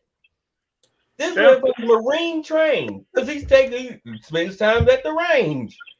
He know You how gotta. these Frank niggas Castle know. Frank Castle was a Marine Raider who got to go to fucking Navy Buds training. He was trained to the T. That's a reason why I'm gonna send myself and other people, and I'm gonna raise the funds and the sponsorship to do so before young black men.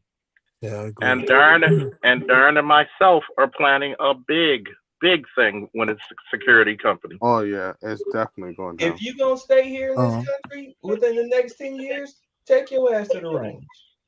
Well, can I? Take your ass to the range and practice. I don't give a fuck what the little Go ahead, basketball James. boy had to say. Practice. I Go mean, I was Go gonna ahead, say James. I think one of the biggest issues, and Faulkner, when time I didn't get to catch you, and I was down in Virginia doing that CQB class, right? And Mm-hmm. and one thing I could tell you, as much training as I've taken, and I think the issue in our community is that there are too many times, and one of my instructors down in Utah, Buck Doyle brother, he was a Raider. He said too many times in our community, we always want to go by what people say versus find out shit for ourselves, right? Mm-hmm. And this is what you see all the time, right? Especially when you with the whole situation on the gun laws, right? Where we know as black people, hands down, you should be the first and foremost, you need to protect yourself, especially young black men. But the problem is that they still hold on to those bullshit narratives from mommy. Why Well, why you need to do that? Why Or God gonna protect me? yeah. If And it's I my can tell you, time, it's my time. yeah, I can tell you like a lot of things. The motherfucker. One of the biggest mistakes I made is not joining the military, and that was because I was brainwashed by my mother, right? Mm-hmm. Because the fear, and it, it's crazy when as I think about this, all the aggressive things that I want to do at a young age, my mother actually basically said, "Hell no! Oh, you're gonna whoop my ass!" Like that was the automatic threat. Like, "Oh, you're gonna turn this on me." And this is what happens to a lot of whoop young. your ass without training. Shit, Well, that's what I'm saying. But you got to think about it, right? About? You think about. I'm just telling you from my personal experience as a young boy, right? if I'm being told that, and then other aspects of being demasculated, right, and all these things, it really destroys a man's hood until he again finds his way amongst these spaces and other spaces to be like, oh shit, like damn, I was really conditioned to be a bitch. Yeah. Yes. Yeah, and pretty that much. and that's what it is. You see that Oh, shit all the time. All that so shit is conditioning. hey, Go ahead. Darren, how long Yep. did it take me to get you? How long did it take me to convince you to become a gun nut? It didn't take me long, but what that brother just said It was in his heart. is very, very powerful. You understand what I'm saying? Because the narrative of what we all come from is our mother, and this is no father, and this, and so on and so forth, or whatever. But you were so on point with what you said in regards to we were programmed to be a bitch in a sense. You understand what I'm saying? Like for real, for real. That's why it's not so many masculine figures. It's Mm-hmm. always gonna be, dad, or whatever the case may be. But it's the figures, like the what we were brought up on, that Yep. was so cut down to the rarest form of being cut down. You understand what I'm Mm-hmm. saying? Like for real. It's okay to have emotion and feeling and so on and so forth, but man, the fuck back up. You understand what Yeah. I'm saying? Like Yeah. for real, or whatnot. And that is the issue I think with I'm, this I'm gonna read generation I'm and gonna read the previous super chat. generations. I'm gonna read the super chat. Oliver the Gray said, also Faulkner, I'm not for strict gun laws, being from Florida, but I back up when it comes to cities like NY, your city. How do we put the power in people's hands legally in big cities without causing chaos? Obvious education. One, see, let me give me a woo if you really want me to break this down, and thank you for your support. Good question. Good question. Great question, as a matter of fact. Give me a woo if you want me to break this down like a shotgun. Man, you niggas Ric Flair woo. On three. Woo! 1, 2. Woo! You know I'm what? gonna I'm break gonna this say down this like right now. I feel sorry for any black man who, over the age of 18, is still letting his mama tell him what the fuck to do. Yeah, that's what. Yep. exactly. Mm-hmm. I'm glad you brought that up because that's gonna be part of my point. One, it's like what Darren and James talked about. The insemination or the infeminizing of young boys. That's one. Eliminate this shit. If you're not with the child's mother, get your boys. Take your boys to the range. Teach them gun safety because when you don't teach a boy about the weapon and to respect the weapon, you see all the shit we get in the cities. Mm-hmm. Two, when you look at what's going on in the city, hardworking, good, honest people are not going to be going out here like it's fucking gun smoke. It's always going to be the criminal. Yep. You Well, so cannot. white You bitch. can. Yep. You cannot take weapons away from citizens. An old white detective told me this one time. He said if you take the guns away from citizens, they become subjects, meaning subject to any rule of either the government or the criminal. Yep. And what happens is this when you re educate or educate, because guess what? Frederick Douglass did say it's better to build strong boys than to repair broken men. So, one, like you said, obvious education. Two, get them the fuck in male dominated spaces. Your boys should not be afraid. You know, the one thing I love about wrestling is that black people are the minority, the severe minority in the sport. You gotta be the baddest motherfucker to challenge a white boy in this sport and destroy him. Yeah, it's true. And I've done it several times, as Darren is my witness. I ran through them white boys like X-Lax. And he's not lying, like for real, for real. Like So you crazy. telling me? But the So build you off that though, hold on, see, like just to slip something in there real quick, like that is why I'm so pro to it, like for real, because people that look like us, You're just a nigger with a gun. Like for real, or however they choose to word it. You understand what I'm saying? Like, man, I go to the range, brothers, whoever is listening, and they be like, how do you know about that training? And why are you training like this? And so on and so forth, or whatever the case may be. And the crazy part, like, it's in their curriculum, not the Say that. current Wait a curriculum. minute. Say that again. It's in their curriculum, like for real. Or when not, like it's math, it's English, it's this and what, and it's shooting, like prone shooting, like that. It's a part of their curriculum, like what you learn. Like we learn everything, but that, You know, or how to black men run in this fast, country. or how to You know, do this, and you know what you know black what I men mean. really learn in their communities? Crazy, yo. That They is learn so how to crazy, look bro. cute for the girls. Yeah.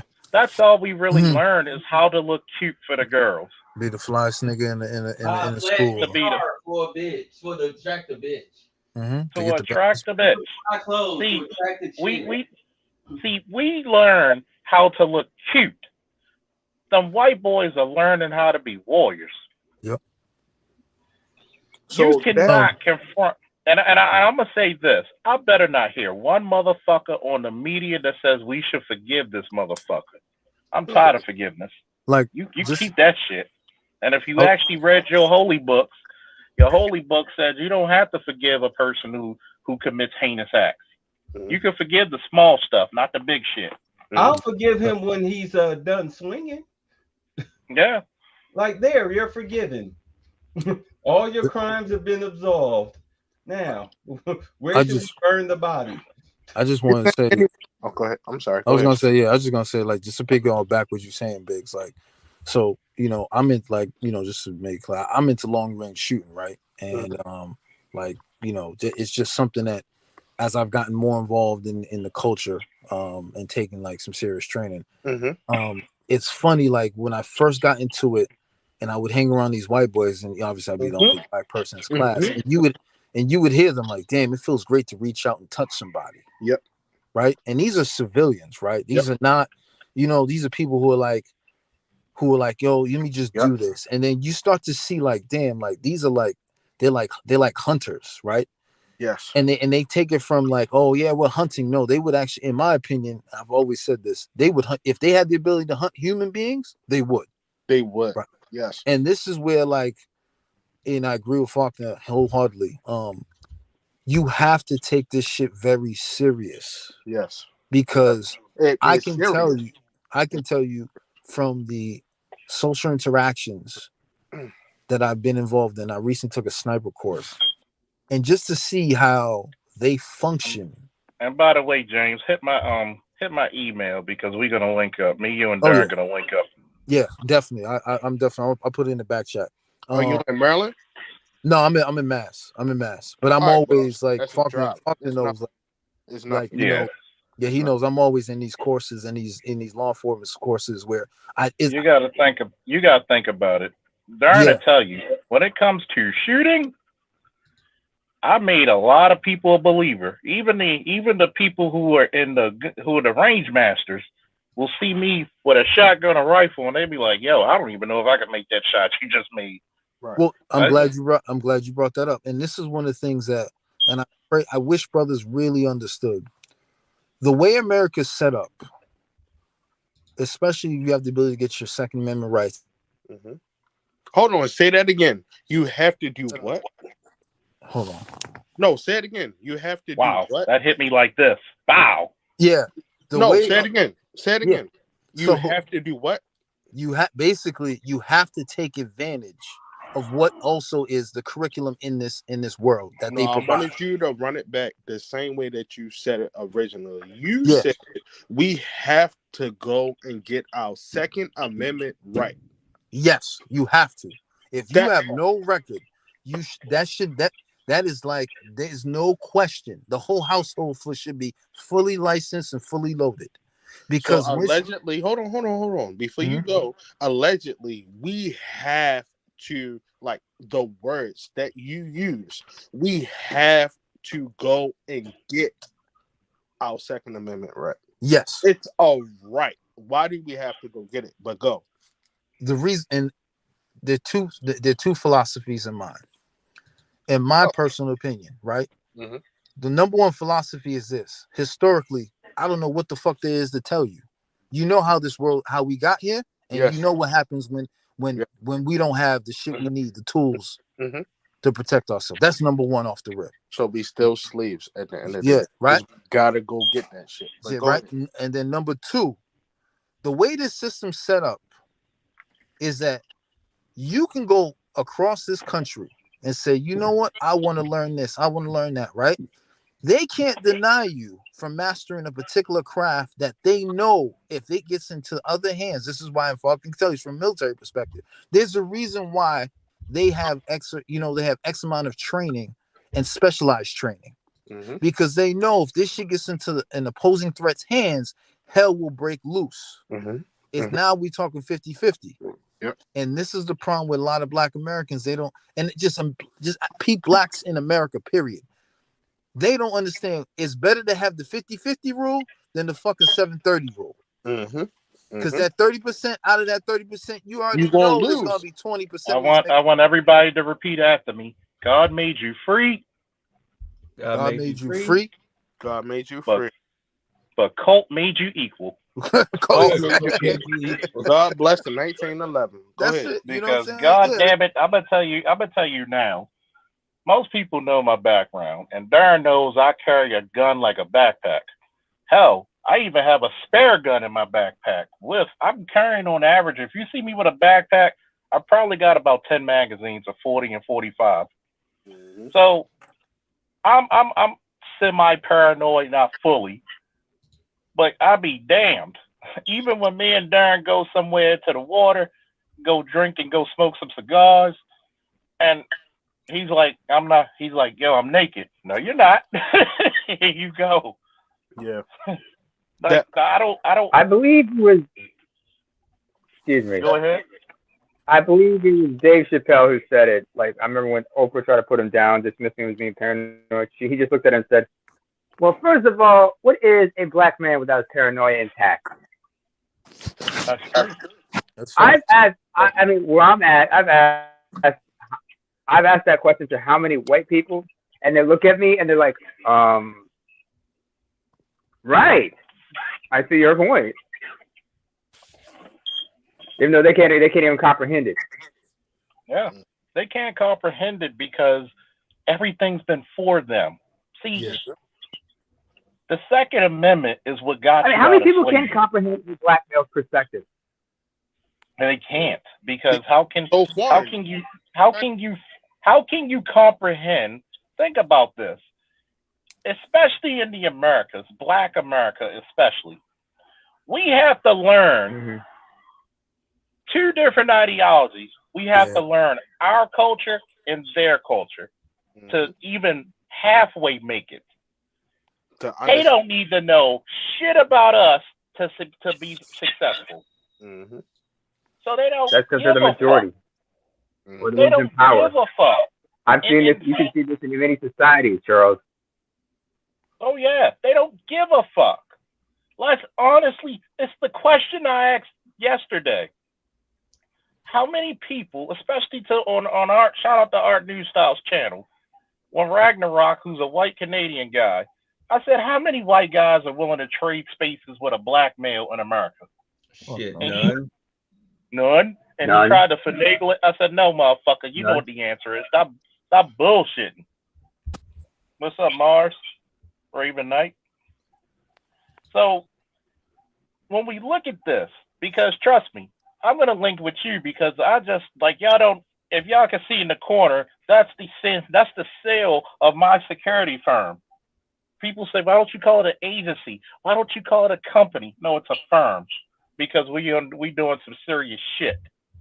Yes, my security officers will go handgun training. Yes, they're gonna know first aid. Yes, they're going to know shotgun. They're going to know that goddamn rifle. And if need be, we're taking them long distance shots. Yep. God willing, I raise the money by hook or by crook. I will be at somebody's designated defensive marksman range and being certified in this shit. And the next time when I'm certified in that shit, because people forget this, when you're in the public safety, police, fire, military, and armed security, executive protection, high risk protection, you can literally have letters just like a doctor behind your name off your certifications. So one day you're going to see all the certifications your boy got behind his name. Next time I'm on a panel sometime this year, coming soon. Oh yeah, we definitely gonna get that. You know that. We definitely get Oh, that. Charles, don't forget intelligence too.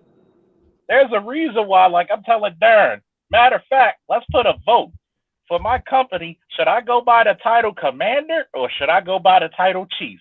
I'll let y'all the vote. I'll let the Before vote y'all go. did that, I was a whole asshole earlier, and I said commander in chief. But I know that's president and all of that or whatever. But it's your fucking company, so you're the fucking president. But I don't want to influence voters. I know, but I'm trying to decide. I'll let the subscribers decide, and we'll take a vote and we'll discuss it. Should I go by commander or should I go by chief? What would you rather go by? Commander sounds so fucking sexy, but chief. No, commander it is. Nope, chief. Nope, go by commander. Commander sounds so sexy because of that. When you hear this nigga's the commander, oh, okay, of a paramilitary organization. I like this. You talking your shit and you mean what you talking. I'm not sure. Charles? Yes, sir. So while we pausing, I would say. hold on, Biggs. Right, hold on, Biggs. All right, go ahead. Biggs. All right, get it out. Go ahead. No, you want to get it out? Let it out. I'll come after. I'll be after you. You got a delay. Okay, all right. So you. Oh, am I? You? No. Yeah, you're delayed because he told you come on and you didn't hear him. Oh shit! I'm sorry. Go ahead. No. He has the delay, and it took him like 10 seconds to get the reply. All right, so I can tell when he's delayed. Let him go ahead. It's okay. Go ahead, Okay. Namer. All right. I don't mind. I'm not trying to be like DJ Air Force would say a Debbie Downey here, but like I say, what's the black man that is paranoid and intact? As this firm starts to blow up, a lot of people are going to be looking at you sideways because certain people who want to detract are going to try to make a false equivalence between you and the Academy, formerly known as Blackwater. Mm-hmm. That's something that has to be considered. Oh, yeah. The only difference between you and Jason Prince is, one, you got some sensibility. See, the craziness about it is, I want black men. See, I don't mind because I will hire black women as well who are capable and trained. But I'm particularly for the black men. Why? Because the responsibility of protection is always going to be on their head, and it should. Two, if you want to get rid of crime, why don't you actually train young men in a profession where it's lucrative and pay them American wages? You already know why that ain't gonna work. Because the bitches don't complain. And you know what Grandpa Faulkner used to say, God rest his soul, when somebody had a complaint while he was feeding the family, fuck them. Fuck them. Can you argue with that? Fuck them, because I'm gonna tell you what he said. Okay. Fuck them. Oh, yeah. The sheep don't. The lion don't give a fuck about the sheep. The sheep are food. Fuck them. And that's precisely. And by the way, here's the GoFundMe to support the training. And the training I'm gonna send young black men to make something of themselves. Woo!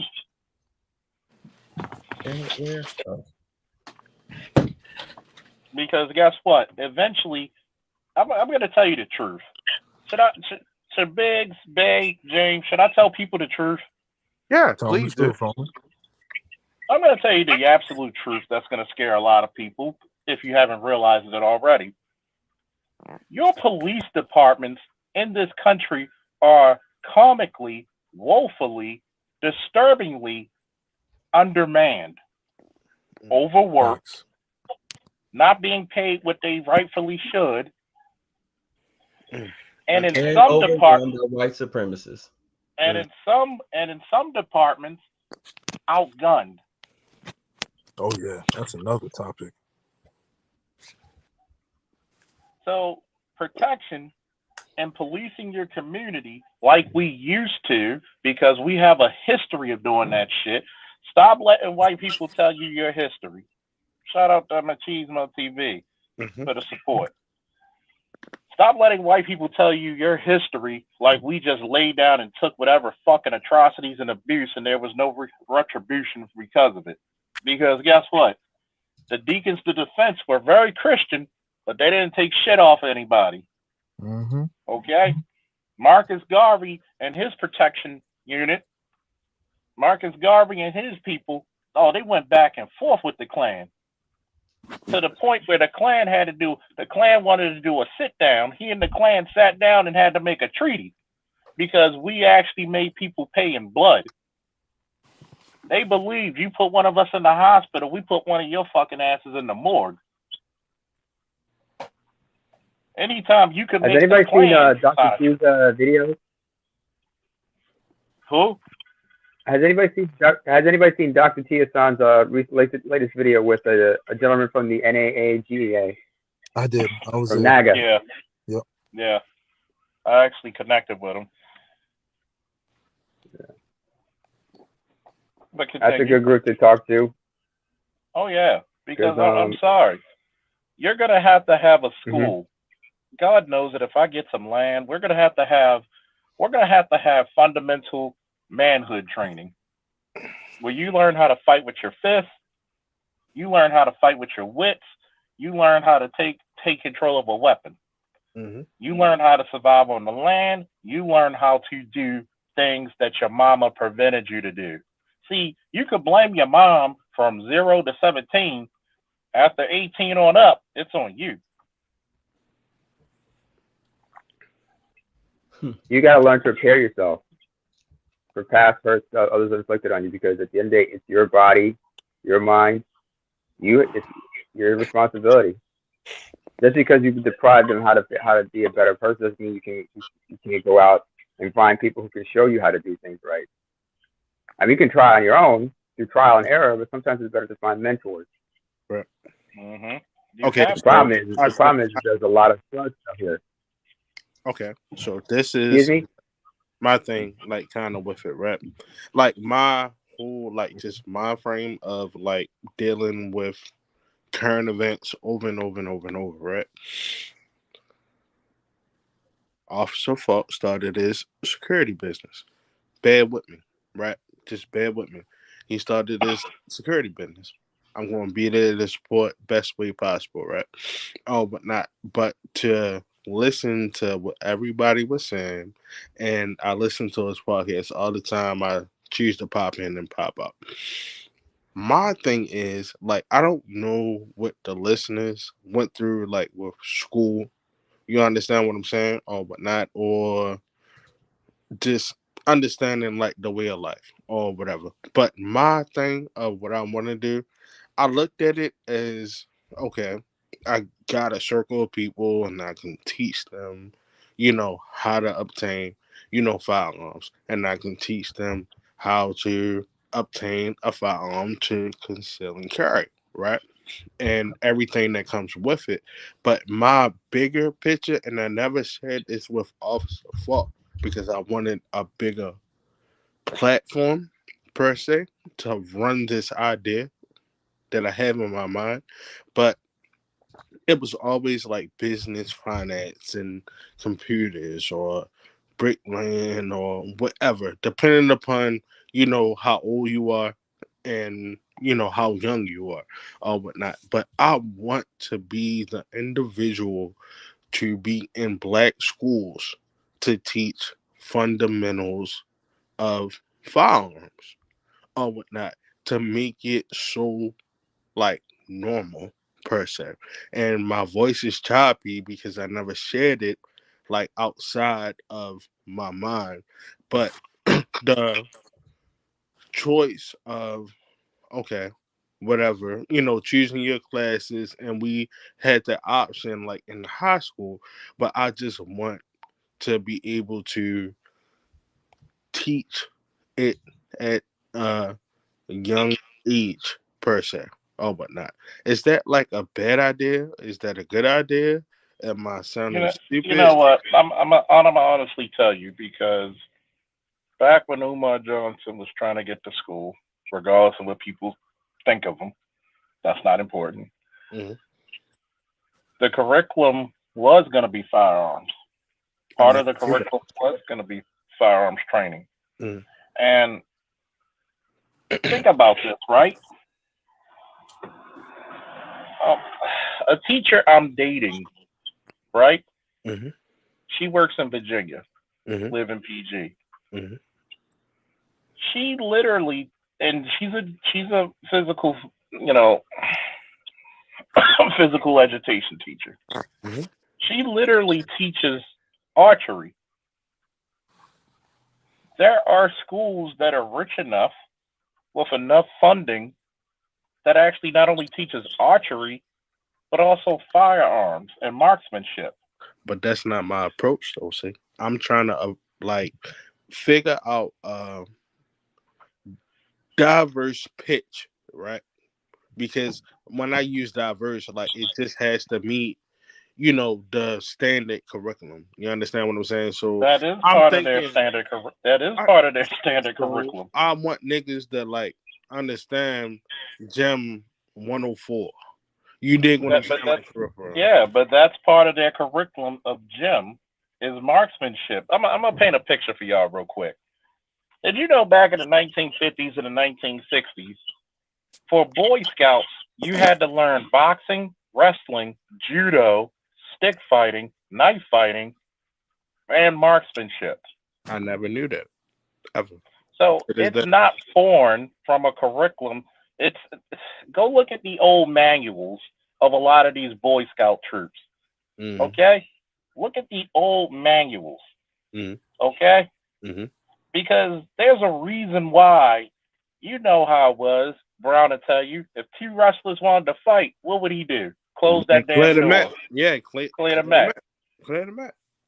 See, we allow our fucking educational system to be so infeminized that they're like, we want to talk with our words, but anger festers in men. Okay, Mm-hmm. I've told people for years, men only have three languages. We talk it out, we yell it out, we fight it out, and then it's out of our system. They would When rather you up, teach boys how to suck dick and get fucked in the ass and wear dresses than teach them how to defend themselves. yep, yep, and then guess what? Here's the benefit of it. Most of the times you've been fighting in school, you end up friends with the motherfucker anyway. You learn conflict resolution. Because if a man does not get that shit out of his system, it festers. Why do you think they're gonna go get a gun? They're gonna go get a knife. They're gonna elevate it because they're so fucking infuriated instead of getting it out their systems the simplest way. And then on top of that, people forget because this is how men are. Even if you lose the fight, you still got your respect Mm-hmm. because you got to compete with other men and they have to respect you by hook or by crook. I can You got attest to to get that. your respect. You got to get I your can attest to respect. that because And yeah, go ahead. I can attest to the whole thing about things escalating the way they do in certain parts of the world. Because when people don't like you, they don't like you in certain parts of the world, and the whole thing about pride, foolish pride, honor, and whatnot, will escalate to the point that we have no problem hurting each other. We don't have no problem trying to kill each other. However, the only thing that stops us from trying to kill each other is the elders, because they're gonna just like they will take us to task and say, "Sit your stupid asses down and sort this out like grown men. You're not little boys." And the only time, and sometimes that's why the elders have to come in and have to just give us a tongue lashing and get fit and just put their hands on us, let us know you don't fight each other. If you don't like each other, you stay the hell away from each other. because there's things about family honor and whatnot that's important. That's what keeps us from getting into like from getting too out of control. But in certain places, it's not possible, especially when you have like a society that's been rooted in dysfunction for some time, and not enough older men are there to like straighten things out. You remember this one documentary where this reserve for elephants was having trouble with the young elephants. They were bullying all the other young animals. They were running them up. What was the way they solved that problem? They brought in adult males from another. They brought adult males from another reserve. They brought them in that area. They brought them and there. once those adult males came there, and the reason why they had to bring adults from another area is because like the adult males from that particular area, they had probably been killed by poachers for ivory. That was another problem they had yet to tackle. Sounds like large the black community. Ivory poachers were still there. And when that adult male bull elephant came there, he settled the fucking herd. Not the herd, but the unruly males.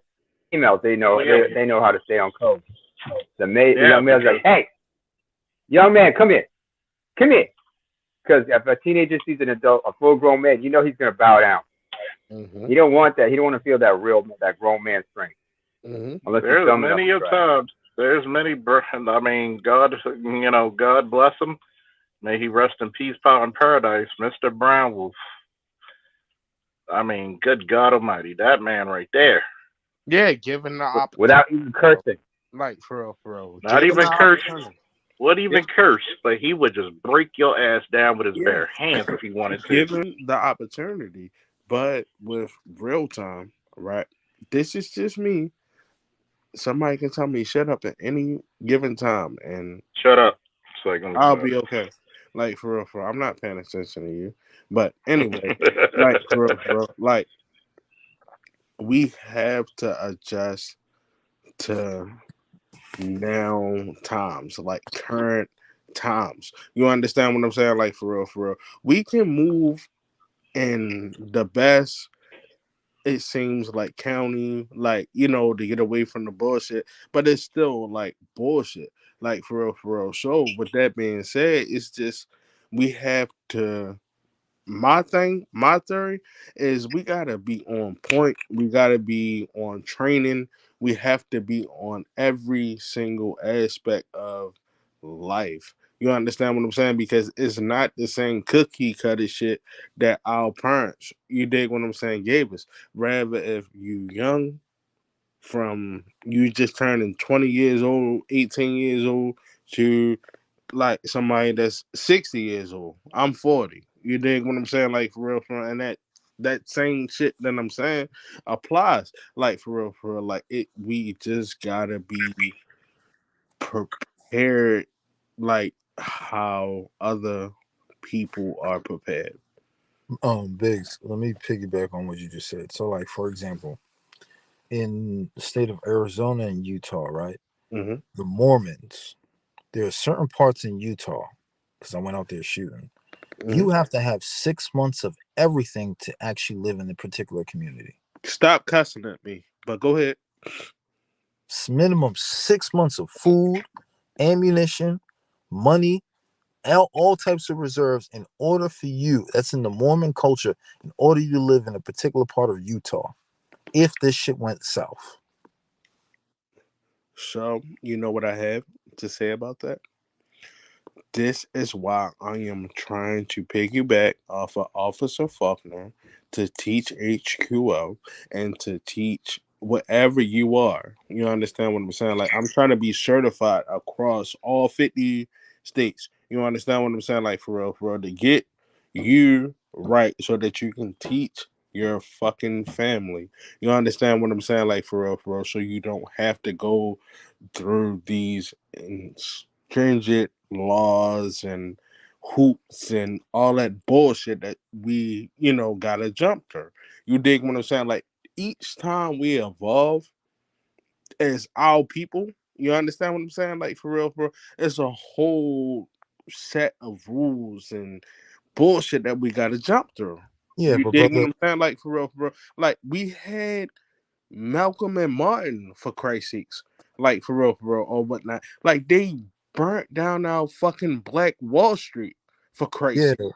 but You you gotta, understand what I'm saying? Like for real, or whatever. We didn't want to come over here, for Christ's sakes. You understand what I'm saying? And do y'all, and I hope somebody caught it, for Christ's sakes.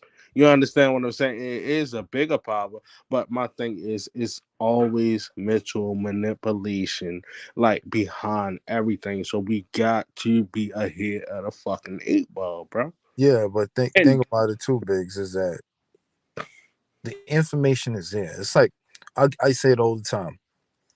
When it comes to firearms, right? mm-hmm, There's so much information on YouTube alone. Not to say it's all good, mm-hmm, mm-hmm, but it's there, right? mm-hmm, What I find so fascinating is that when you look and you read these comments, right? mm-hmm, There's all these white boys like, oh shit, oh shit. And you could tell the sad part is how our community is conditioned. All our boys are conditioned to watch is, oh, mm-hmm, what these bitches is doing. mm-hmm, What's, you know what I'm saying? And mm-hmm, it's not to knock niggas. It's just at the end of the day, you could tell the difference of focal points mm-hmm, of what society and men, like you could tell by the race just seriously looking at them like, okay, mm-hmm, they see it as if this economy breaks down, mm-hmm, I actually have at least some sort of knowledge mm-hmm, to defend myself. Versus in our community, it's like, I'm going to the bitch's crib. She mm-hmm, got food. mm-hmm. And that's the sad part, fam. That's the most saddest thing. And Because that's what I want to teach, bro. You understand what I'm saying? Like for real, for real. The whole fact of you have a, a situation awareness. Like for real, you can be reckless. You can add this bitch out. You could be conscious and do what you're supposed to do. You understand what I'm saying? Like for real. But my whole teaching of what I want to establish is the whole fact of that's why I'm so adamant about 2A. Like for real. We got free will from God. You understand what I'm saying? Like for real. Freedom of speech and the Second Amendment and things like that. Like for real, I want to teach our black boys, our black girls to exercise all of what we have established. And I only touched on 2 amendments. You understand what I'm saying? Like for real, but exercise that shit to Let the me tell you fullest that. Let ability. me tell you. And hold on, see, and I'm gonna shut up. I promise I'm gonna shut up. Like for real. Because if that's the case, right? Like you see what I'm saying? Like just my mind frame, right? Of how I'm trying to get this shit out to the community. Like for real. Like man, it would be so much more situational awareness. That's I'm what gonna. I'm trying to get across. I'm That's gonna the say this real only quick. thing that I'm trying to get across, bro. I'm gonna That's say it. this real quick because that same old white detective also told me. He said if you take away the Second Amendment, all of the others are gonna fall underneath of it. Your Second Amendment You're actually ahead of protects it. the first and all the other ones. See, there's a reason why America's never been invaded. Not just because we have two big ass oceans between us and two big ass countries on top and below us. It's because one, the fear of the armed citizen in America. mm-hmm. We can't allow those, especially not black people, we can't allow anybody to convince us of our safety. See, respect the office of the president. Yes, a good soldier and a good officer will. But at the same time, you got Secret Service. My family doesn't. Yeah. I don't. Trust me. Mm. We have to be on point. We have to have situational awareness. And remember what I said about the lock boxes bolted down in your for your truck. Bolt that shit down, and whatever you carry in there, that's none of my business. Yep. But if you decide, You did say remember, that. You did say that. You're so right. You did say that. remember, I'm not telling you what to put in it, but I understand. Mm-hmm. But you know, it's I'd rather crazy. be tried by 12 than carried by 6. Yeah. You know, it's crazy, folk. Like I've been to so many of these training events. You know how many of these white brothers are doing exactly what they talk about? These lock boxes.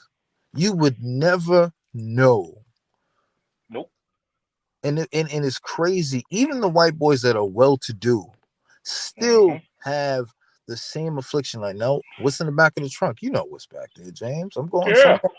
somewhere. Yeah. I'm gonna tell you what's criminal about it, right? Yes. I'm gonna eventually have to get a folding stock rifle. Yep. Because of situations like this. Mm-hmm. I'm out with my kids, got my book bag, got stuff in there, medications, food, whatever, wet wipes, gotta wipe your hands, whatever. For a reason, bro. A sidearm But is a sidearm for a reason. But guess what? The sidearm is not your primary It's not weapon when the a guy, primary. because if he got that armor, I'm either A, gonna pierce it, or 3, I want something that I could get enough distance and enough cover that he can miss hitting me, and I'm gonna tear his head and his hips apart. Brother Falk, I'm glad you brought that up because I've gone through so many debates with brothers in regards to, and I want to say this clearly: having a firearm, if you don't have one, get one. But this fascination that the pistol can do it all, I want to make this clear. We need to stop. And I'm gonna say this like I can tell you. Lord have mercy. The I don't know what it is that you know what I'm saying. Niggas have this fascination at the pistol from movies and all shit. There's a reason why white boys do not want to get close and personal. This is why they use the long gun. This is why they prefer the long gun. Because at the end of the day, they know, like anyone else, the closer you get, the more shit you can damage, right? And one of the things that bothers me is when I try to tell brothers stop. And again, I'm not saying don't train on it, but this whole like tricking out these guns and all this extra. No, you're wasting your time. Getting a glizzy and all this extra shit. MKC. Go get some legit training. Get up with Faulkner. Get up with people that actually understand the purpose of the shit. Because no one gives a fuck with if the gun got fucking dots and all this extra shit on. Does it work? There's a reason why that white boy went in that store. He did his reconnaissance. He knew, okay, at the end of the day, he was like, all right, if I go in there, like God rest the officer's soul that defended that store. But at the end of the day, he knew if he goes in there with a pistol, pistols have a long deviation. If you're not within like maximum like 25 under stress, you ain't hitting nobody. You hitting liability. That's why he went to the long gun. Yep. And at the end of the day, and just to finish on this, we have to understand that there's a reason why the military gives you options of arsenals. Joe, it's that nigga, bro. Talk your shit, bro. Right? There's a reason why. They're not there. And Faulkner, he's been in. There's a reason why they give you the 5.56, and then you can go up to a motherfucking 50 cal. Because they know. I love me a 50 cal. Exactly. So they know at the end of the day, this ain't gonna work. Oh, this is gonna work.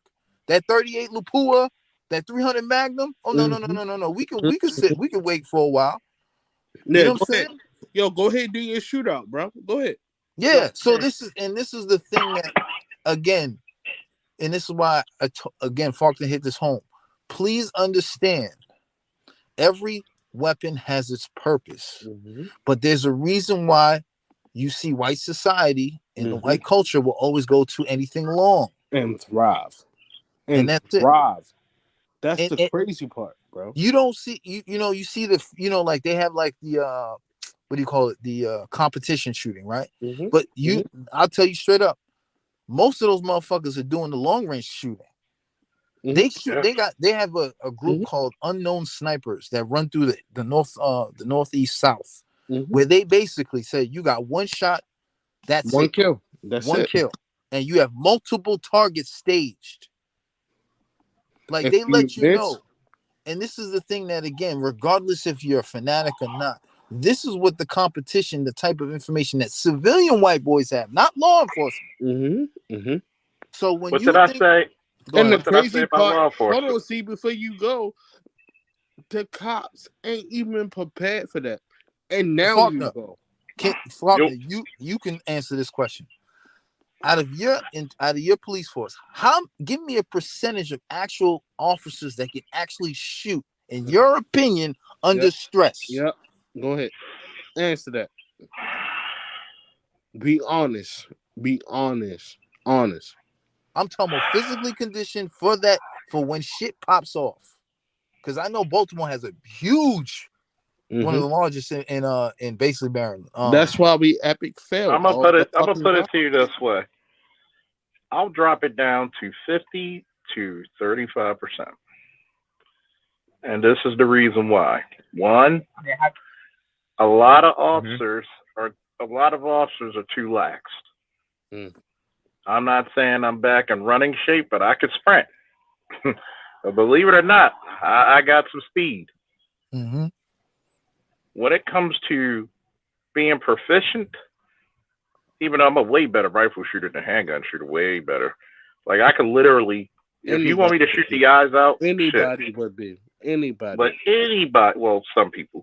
But when you really think about it, 25 yards is not far, because you got to remember, all shootouts with the police are from 25 yards on in. So that shit, like he said, was true about active shooters. Why do you think they carry all these rounds? Because they go to soft targets. Now, if somebody was from Black Line Security and they had their book bag, we in it. And they got that folding stock out, as a code word old boy coming out the bag. And when he sees old boy, he's gonna go, oh boy. They ain't fucking around. And I told them, armed security does not, if you do not have shotgun and rifle training, you're just a waste of a firm. Yeah. Like what? I'm going to say it again for the niggas in the back. If you do not, as a securities company, firm, or agency, have rifle and shotgun qualified people, you're a waste of a firm. Guess what? The world has changed. The enemy is domestic and foreign, and they're not coming with anything small. They're coming with either explosives, they're coming with firearms. I don't know if anybody is in Maryland, but in Baltimore, a nigga let off 60 fucking rounds. I'm not saying media 60 shots. Somebody let off 60 fucking rounds. I was working that day. Yeah. It was actually over 200.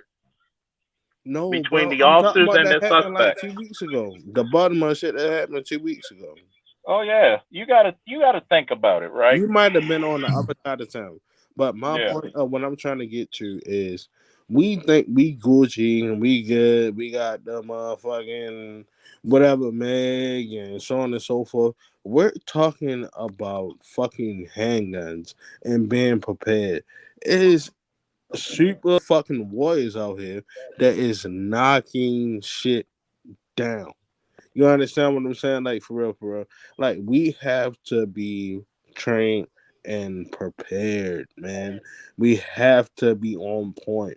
Like we have to teach breathing drills. We have to teach, you understand what I'm saying? Like accuracy drills.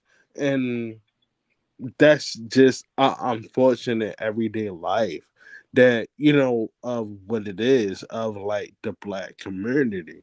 You dig what I'm saying? Like for real.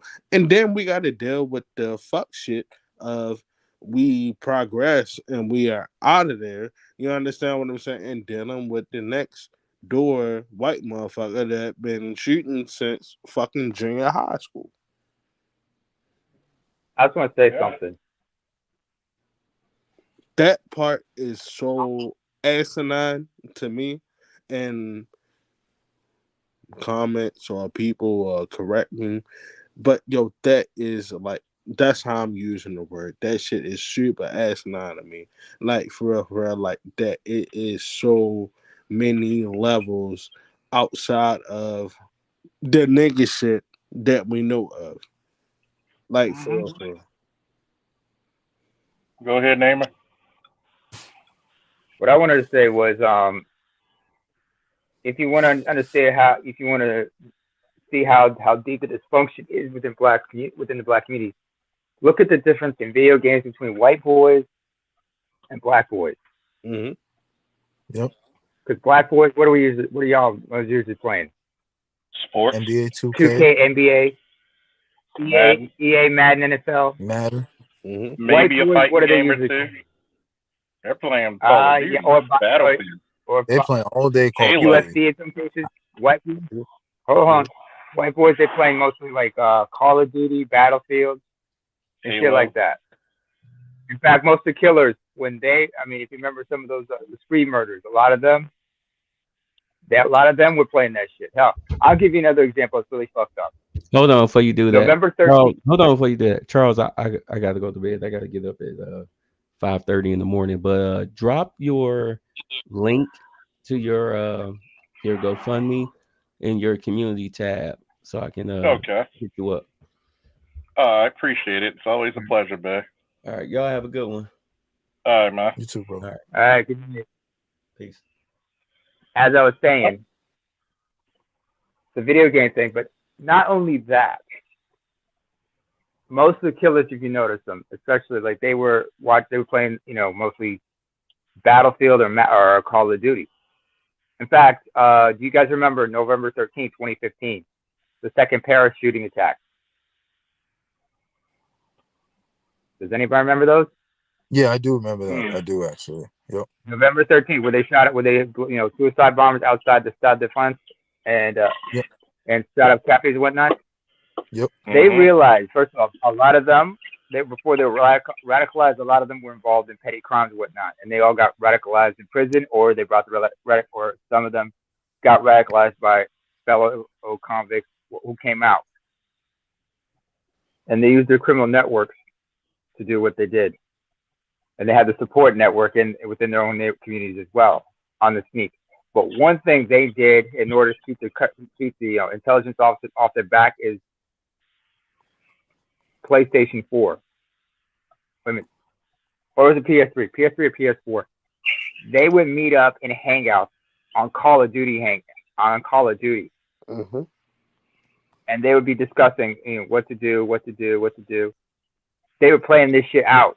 They were also doing like when they were doing dirt, using burner phones, but meeting each other on Call of Duty hangouts, talking that shit, speaking their native languages or the native dialects of Arabic.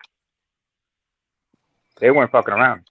So most of them were second, third generation nationals, French and Belgian. Yeah. So how do we optimize off of the bullshit that we have no idea about? Okay, I'll answer that for you. Mm-hmm. One, we're going to have to go and we're going to have to develop institutions of learning that are all male. Mm-hmm. No offense to the females, but we're going to have to demand all male schools. Yeah. We're going to have to, because first and foremost, you got to take them boys out and you got to expose them to heterosexual men.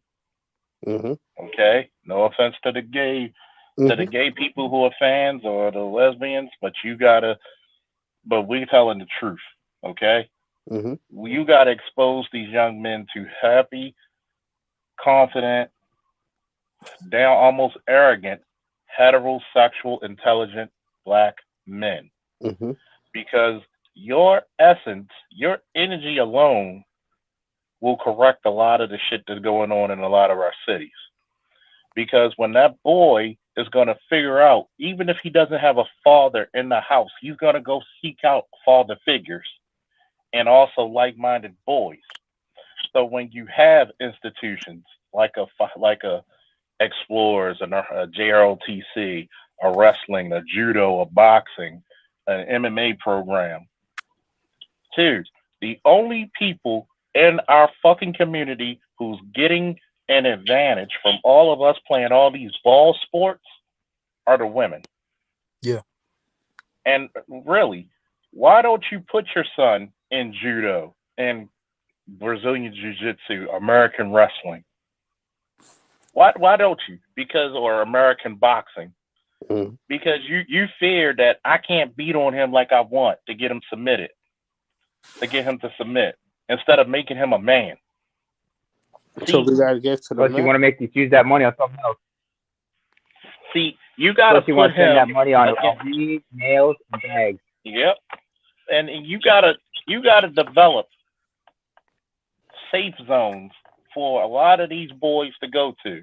Mm-hmm. Where guess what? What if Black Lion Security get contracted at the PAL centers where Mhm. these boys get patted down, and if they got beef, we host an octagon event, Yep. get them medically cleared and everything, Mm-hmm. and they fight it out and get the beef out of them. Mm-hmm. And by the way, you're gonna get searched. Everybody gets patted down. You bring a gun, you're gonna get shot. Mm-hmm. Yep. Yep. Any man can draw a gun. Take a And real that man is to get on his own such 2 a feet. dope idea, bro, because we came from that. Like, for real. We came from the PAL centers of the Boys and Girls Club and this and that and so on and so forth. Well, But if it was really smoke, niggas really put you together to get that shit out clear as day. You understand what I'm saying? Like, for real. But not like now. you know, I was gonna say, Banging, man. Like, yo, that shit is like, yo, we gonna have to tear shit up in Baltimore, bro. you Because know. you got to think about it. Oh, I'm sorry. Go ahead, James. Don't No, come at me. I was gonna say this. I was gonna add like, and fuck, you probably expand this. Like honestly, we should put them boys through like a what do you call it, force on force. Mm-hmm. Mm-hmm. But and no paintball. We're gonna use real UTM rounds. Mm-hmm. So you know what that motherfucker feel like. It's closest to death. Mm-hmm. Because too many times, and this is where, again, I'm just going from my training experience. It's one thing to have a gun pointed at you Mm-hmm. that it's let me say this correctly. There are two type of individuals, and Say it right. Faulkner, Faulkner's been in those environments. Mm-hmm. It's either you gonna bitch up, right? And Or because you I've heard stories in the fight or military, flight. fight or flight, right? But one of the things is that when you actually experience this, and this happened to me that time when I was down in Virginia, and when I did the force on force, and I actually saw one point a barrel at me, Mm-hmm. and I was like, and I had that psychological blip in my mind, like, oh shit, like Mm-hmm. I can motherfucking die, Yeah. right? Today. Mm-hmm. And that motherfucker left that round hit me, and then I said to myself, oh shit, right? So then when we did a round again, and what happened to me psychologically, I was like, it's either kill or be killed. Mm-hmm. And this is the thing that boys really need to develop when it comes to these harsh environments. So they understand it's like when you have an adversary, especially under what Black folks have gone through worldwide, that switch has to be there. Mm-hmm. You have to understand, I don't give a fuck if I go down, but at the end of it, just like in the Civil War, those brothers knew if this was about to pop off, I'm going to put the fear of God and any of those adversaries that run that Confederacy. And that's the strongest mentality I could say that brothers really need to get back to. I mean, this is the reason why I say. That is why. This is the reason why I said you need a renaissance of the warrior arts. You need a renaissance of the warrior spirit. Now, more than ever, you have an opening for people with open ideas. Because trust me, a lot of motherfuckers, please, and I'm going to say this again, please support the fact that I'm sending young Black men to training, because I'm not just doing security. I'm filled out, just to let y'all know. I filled out with the state, not just to be a security agency under their title, but also a private detective agency, which / executive protection, because under Maryland law, if you're licensed to do private investigations, you're also licensed to do executive protection. Mm-hmm. So here's another thing. I'm going to send my ass to Florida, where I'm going to do SWAT training, and they also give discounts and scholarships to war vets. Mm-hmm. Because I've been on the phone and emailing places like ESI, Israeli Tactical, and if you know any more, Biggs and James, please. Yeah. And I'm gonna get that because I want that defensive marksman. I want that certified security specialist behind my name. Because guess what? I'm still an officer. Yeah. Still carry my because that's my earned title. Just like a doctor has an earned title and a lawyer has an earned title of Esquire. So let's not stray away from the arts that can give us dignity again. You know, let's go back. You know, like my favorite character in Street Fighter is Dudley. See, Ryu's the ultimate warrior. Dudley is the ultimate gentleman. And a gentleman is a warrior, but also a scholar. Yeah. He's studious. You should be studious. I'm looking at the mill points and all the shit that you sent me in the email and the pictures. And I'm like, damn, I got to get that training. Because when Darren and I go out to shoot, we're shooting all one time. We had It's about a six, seven weapons on the damn table. Yeah, it's a dogfight. 45, 40, 9 mil. It's a dogfight. 5.56, 22, 300 blackout. Whatever you can think of is on the table. And it's funny because when black men are the ultimate gentleman, meaning a warrior scholar, you're the most dangerous motherfucker on planet Earth. They can't outsmart you. They can't outfight you. You're more ruthless. And that's what they fear. They fear the renaissance of the gentleman black man warrior. Period. The Black Renaissance. That summed it up. Because I'm sorry, I'm bringing back a black renaissance. And just to let you know, because I meant to address this. One, I'm like, let me go back into this. One, we don't hate white people over here. But we do know there's a lot of white people who hate us.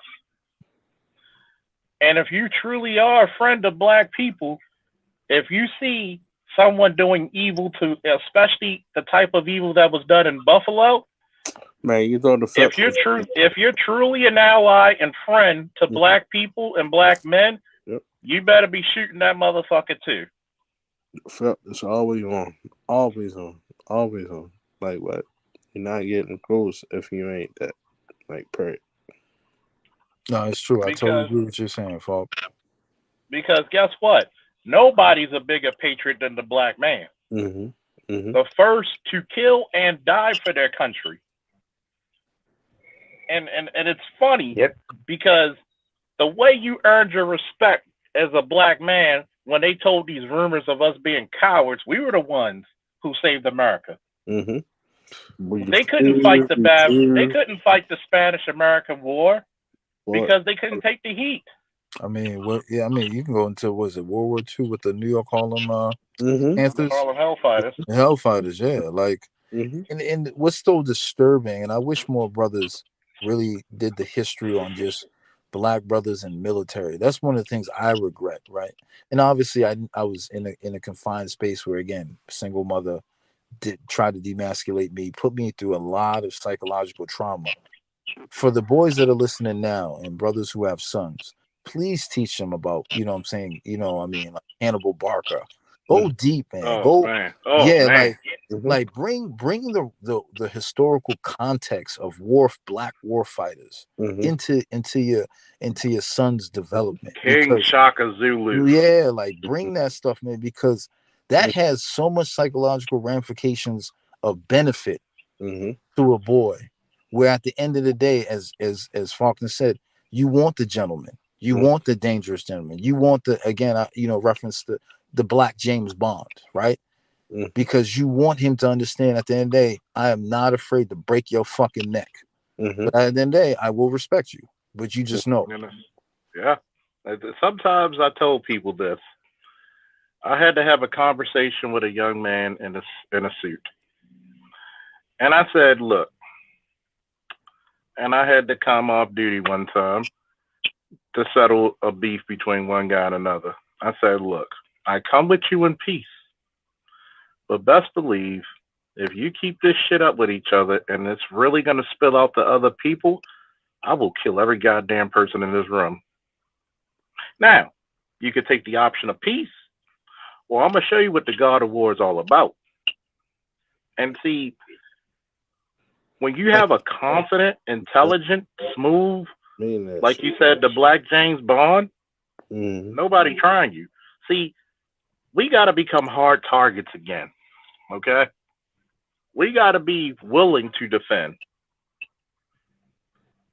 We got to be able to connect and actually come together and say, look, we are going to defend ourselves to the last breath. But like General George S. Patton said, it is not a man's duty to die for his country. It's to make that same man make that other bastard die for his. If anybody who's of racist ideology wants to harm black people, guess what? And he wants to make it, you make him see his maker. He wants to die a martyr, make him a happy man. I'm sorry. People may say, oh, that's extreme. That's wrong. But guess what? Well, I will say this. Given that I can be such a cruel motherfucker, why kill a man when you can make him wish for death? There are certain things worse than death. Because a lot of them say death before dishonor. Well, I dishonored you by capturing you, by incapacitating you, and making you an example for others. Because what are you going to do is to people who are not afraid of death? You make them fear life after battle, like being disfigured, dismembered, destroyed, castrated, violated. Yep. Sorry, folks. I come from my people are not as brutal as you think they are, but we'll hurt you if you try anything with us. Everybody's brutal at a certain point. Everybody's brutal at a certain point. Let me read this real quick. There is no need for black and white hate. We got over this decades ago, and they, the evil, want to bring it back up, and spread its to assholes are making us the best. Okay.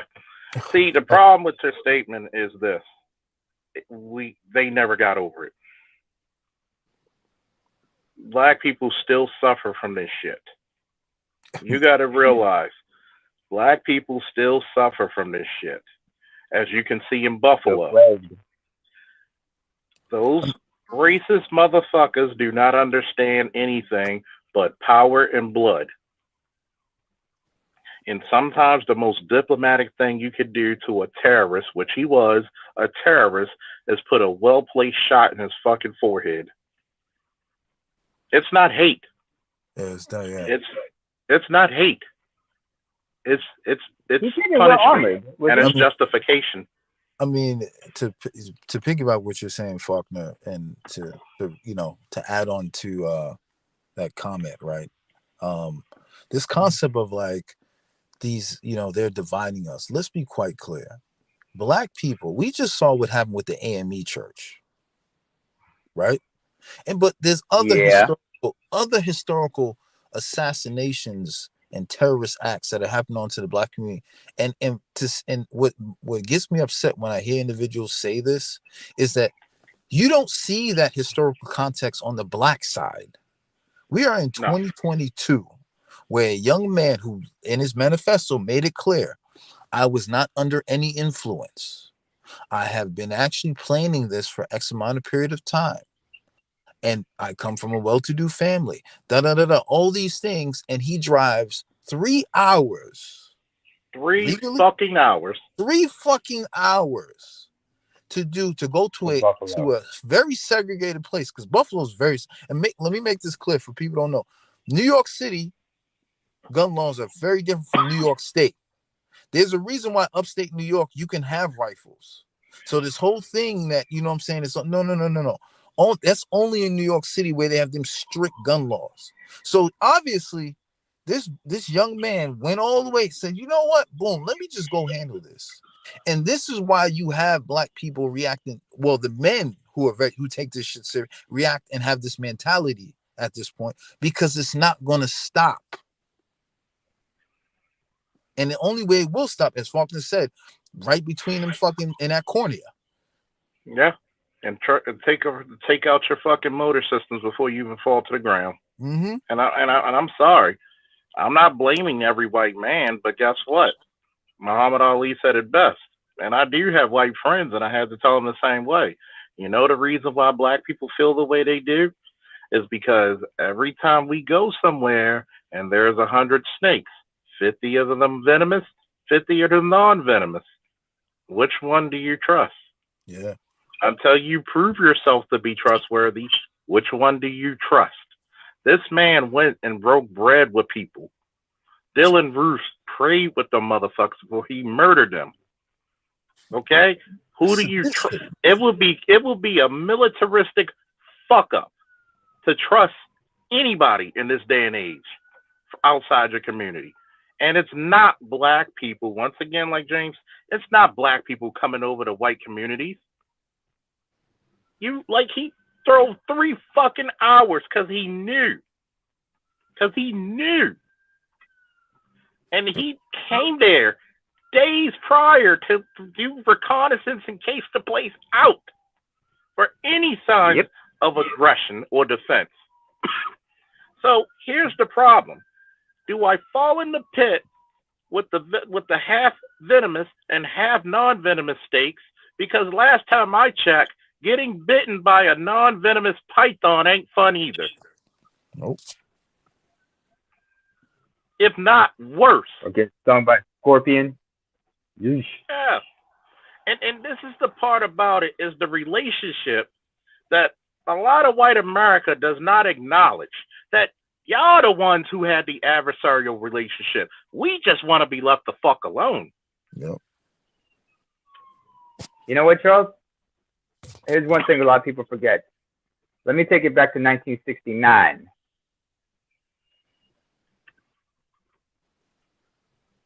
After the Panthers took their protest to Sacramento, branded with their weapons and everything, California, under then Governor Ronald Reagan, two bills were passed. One was the Marriage Equality Act that was signed and came into effect on January 1st, 1970, and the other was the Gun Restriction Act. You know who was and it mostly targeted black people. Do you know who was the biggest supporter of that act? Who was that? The NRA. The NRA, who talked about their pro-Second Amendment, but when it came to the Panthers, they said, well, no. Thank you for showing us what white privilege is, folks. And that's the part when, even though I was a member, kind of still am, of the NRA, I dig in their asses all the time. Yep. When you talk about gun rights, how about the rights of black people? No. If I've been supportive and a member of your fucking shit, when are you going to talk about black men's rights who have been illegally arrested for expressing their fucking safety? When are you going to say the black community needs to protect itself? Mm-hmm. And we should hold people accountable. Who remembers Anton Sterling in Baton Rouge, Louisiana? He was a registered gun owner, but he got killed at the hands of the cops, and they never got charged. So if a law-abiding citizen who's given permission by the state to carry is not free to do so like a white boy, where's the NRA? It's like, shout out to our newly crowned ancestor, Kevin Samuels, what he said about the LGBT community. All these people are calling me gay, but you're still silent. Yep. And see, somebody the problem with on it the job. It's cool and it's profitable to accost a black man and to be silent about it. Yep. A heterosexual black man. And trust me, we're about to do last minute quotes. And I might even talk about more about this shit tomorrow, depending on how I feel. And then we're going to start with Namer, end off with James. Well, thank you very much, Charles. Given that it's 5 o'clock in the morning, this is a good wake-up call. Appreciate that. More ways than one. Yeah. Hell. I'm going to tell you something about me, first of all. I know one thing because, I've actually opened up and told people here that have done my national service, and some of them look at me scared because they've met other trans and shit. They're like, so you guys do that shit? I said, yes. Not even, but they don't even try to dig deep and try to understand this shit because we're not going to tell y'all. And I would be surprised if some of them assume that they look at me and they wonder, were you a child soldier? Just like in Sierra Leone. But anyway, folks, you better do your research. You better learn about military science ASAP because you guys understand they're coming for you one way or another. There are nut jobs out there and people who are supporting them who want to do harm to y'all. Y'all need to start defending yourselves. Take this shit seriously. This is no joke. Yes, sir. Next. And I'm going to say something before James real quick. You know what popped up on my Reddit? They said white supremacist groups are in hard training gearing up for a civil war. Yep. Mm-hmm. It's a fact, man. Go ahead, James. You got your last thoughts? All I can say, brothers, man, like, again, please, I don't know how much more evidence that you need, how many more massacres that you have to see in this current day, but please get physically fit, educate yourselves, understand the importance of that Second Amendment, understand it's actually an ideology of being a man. That firearm is an extension of your hand and your mind. And when you sit back and again allow the females dictate your ideology as just a man of willpower, force, and dignity, you are gone. And this is, that Buffalo shooting gives you a perfect wake-up call because he recorded it. This is what I want you guys to understand. Him recording it is sending a message to his counterparts that this is what they look like. This is how you identify soft targets. This is the community at the end of the day where there is no male force or resistance. And if that doesn't make you realize or rationalize what you have to develop as a skill set, or even seek knowledge of it, I don't know what to tell you. But I can tell you, brothers like me, Faulkner, and other brothers who are about that action,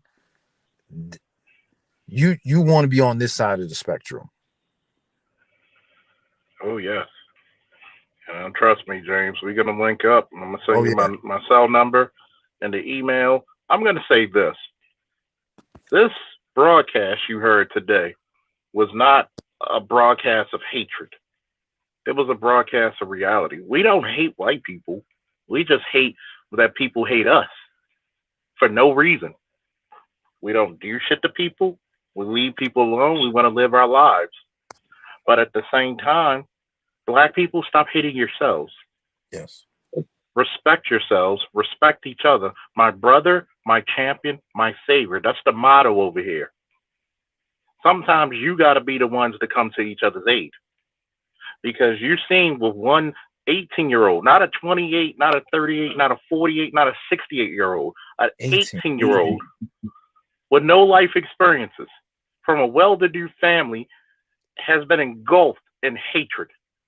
Protect yourself at all times, as they say in combat sports. That's your responsibility to protect yourself.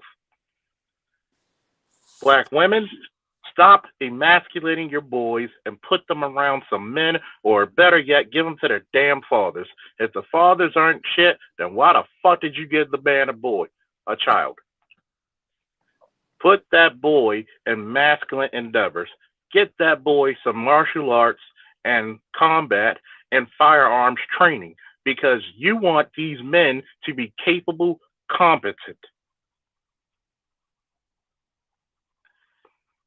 Guess what? You remember, even in the Spartans, the Zulus, the Egyptians, you breed the type of men you deserve. You breed the type of men that are going to lead and protect you. So if they're not doing their job, obviously you didn't do yours. And my last statement is going to be, well, actually, I got two more. One is to Black men. Stop being afraid to protect your community. Stop being afraid of taking your rightful place as a leader and a protector. We all know about the gynocracy. We all know about the shit we get. But guess what? There's children in these streets who never asked to be here. And those are our future. At least protect them. And protect yourself. Stop being ashamed of taking your rightful place. And to people who, last but not least, to people who practice hate, I'm going to warn you. And I'm going to warn you very much so. You come hurting ours, we're going to put yours down. That's not a threat. That's not a symbol of hatred. That's a promise. There's a lot of warriors out there that you don't have any clue about who will happily make you see God, justifiably make you see God. We're not taking it on the chin anymore. The hell with that. Everybody, get trained, be safe. Woo! Till next time, baby.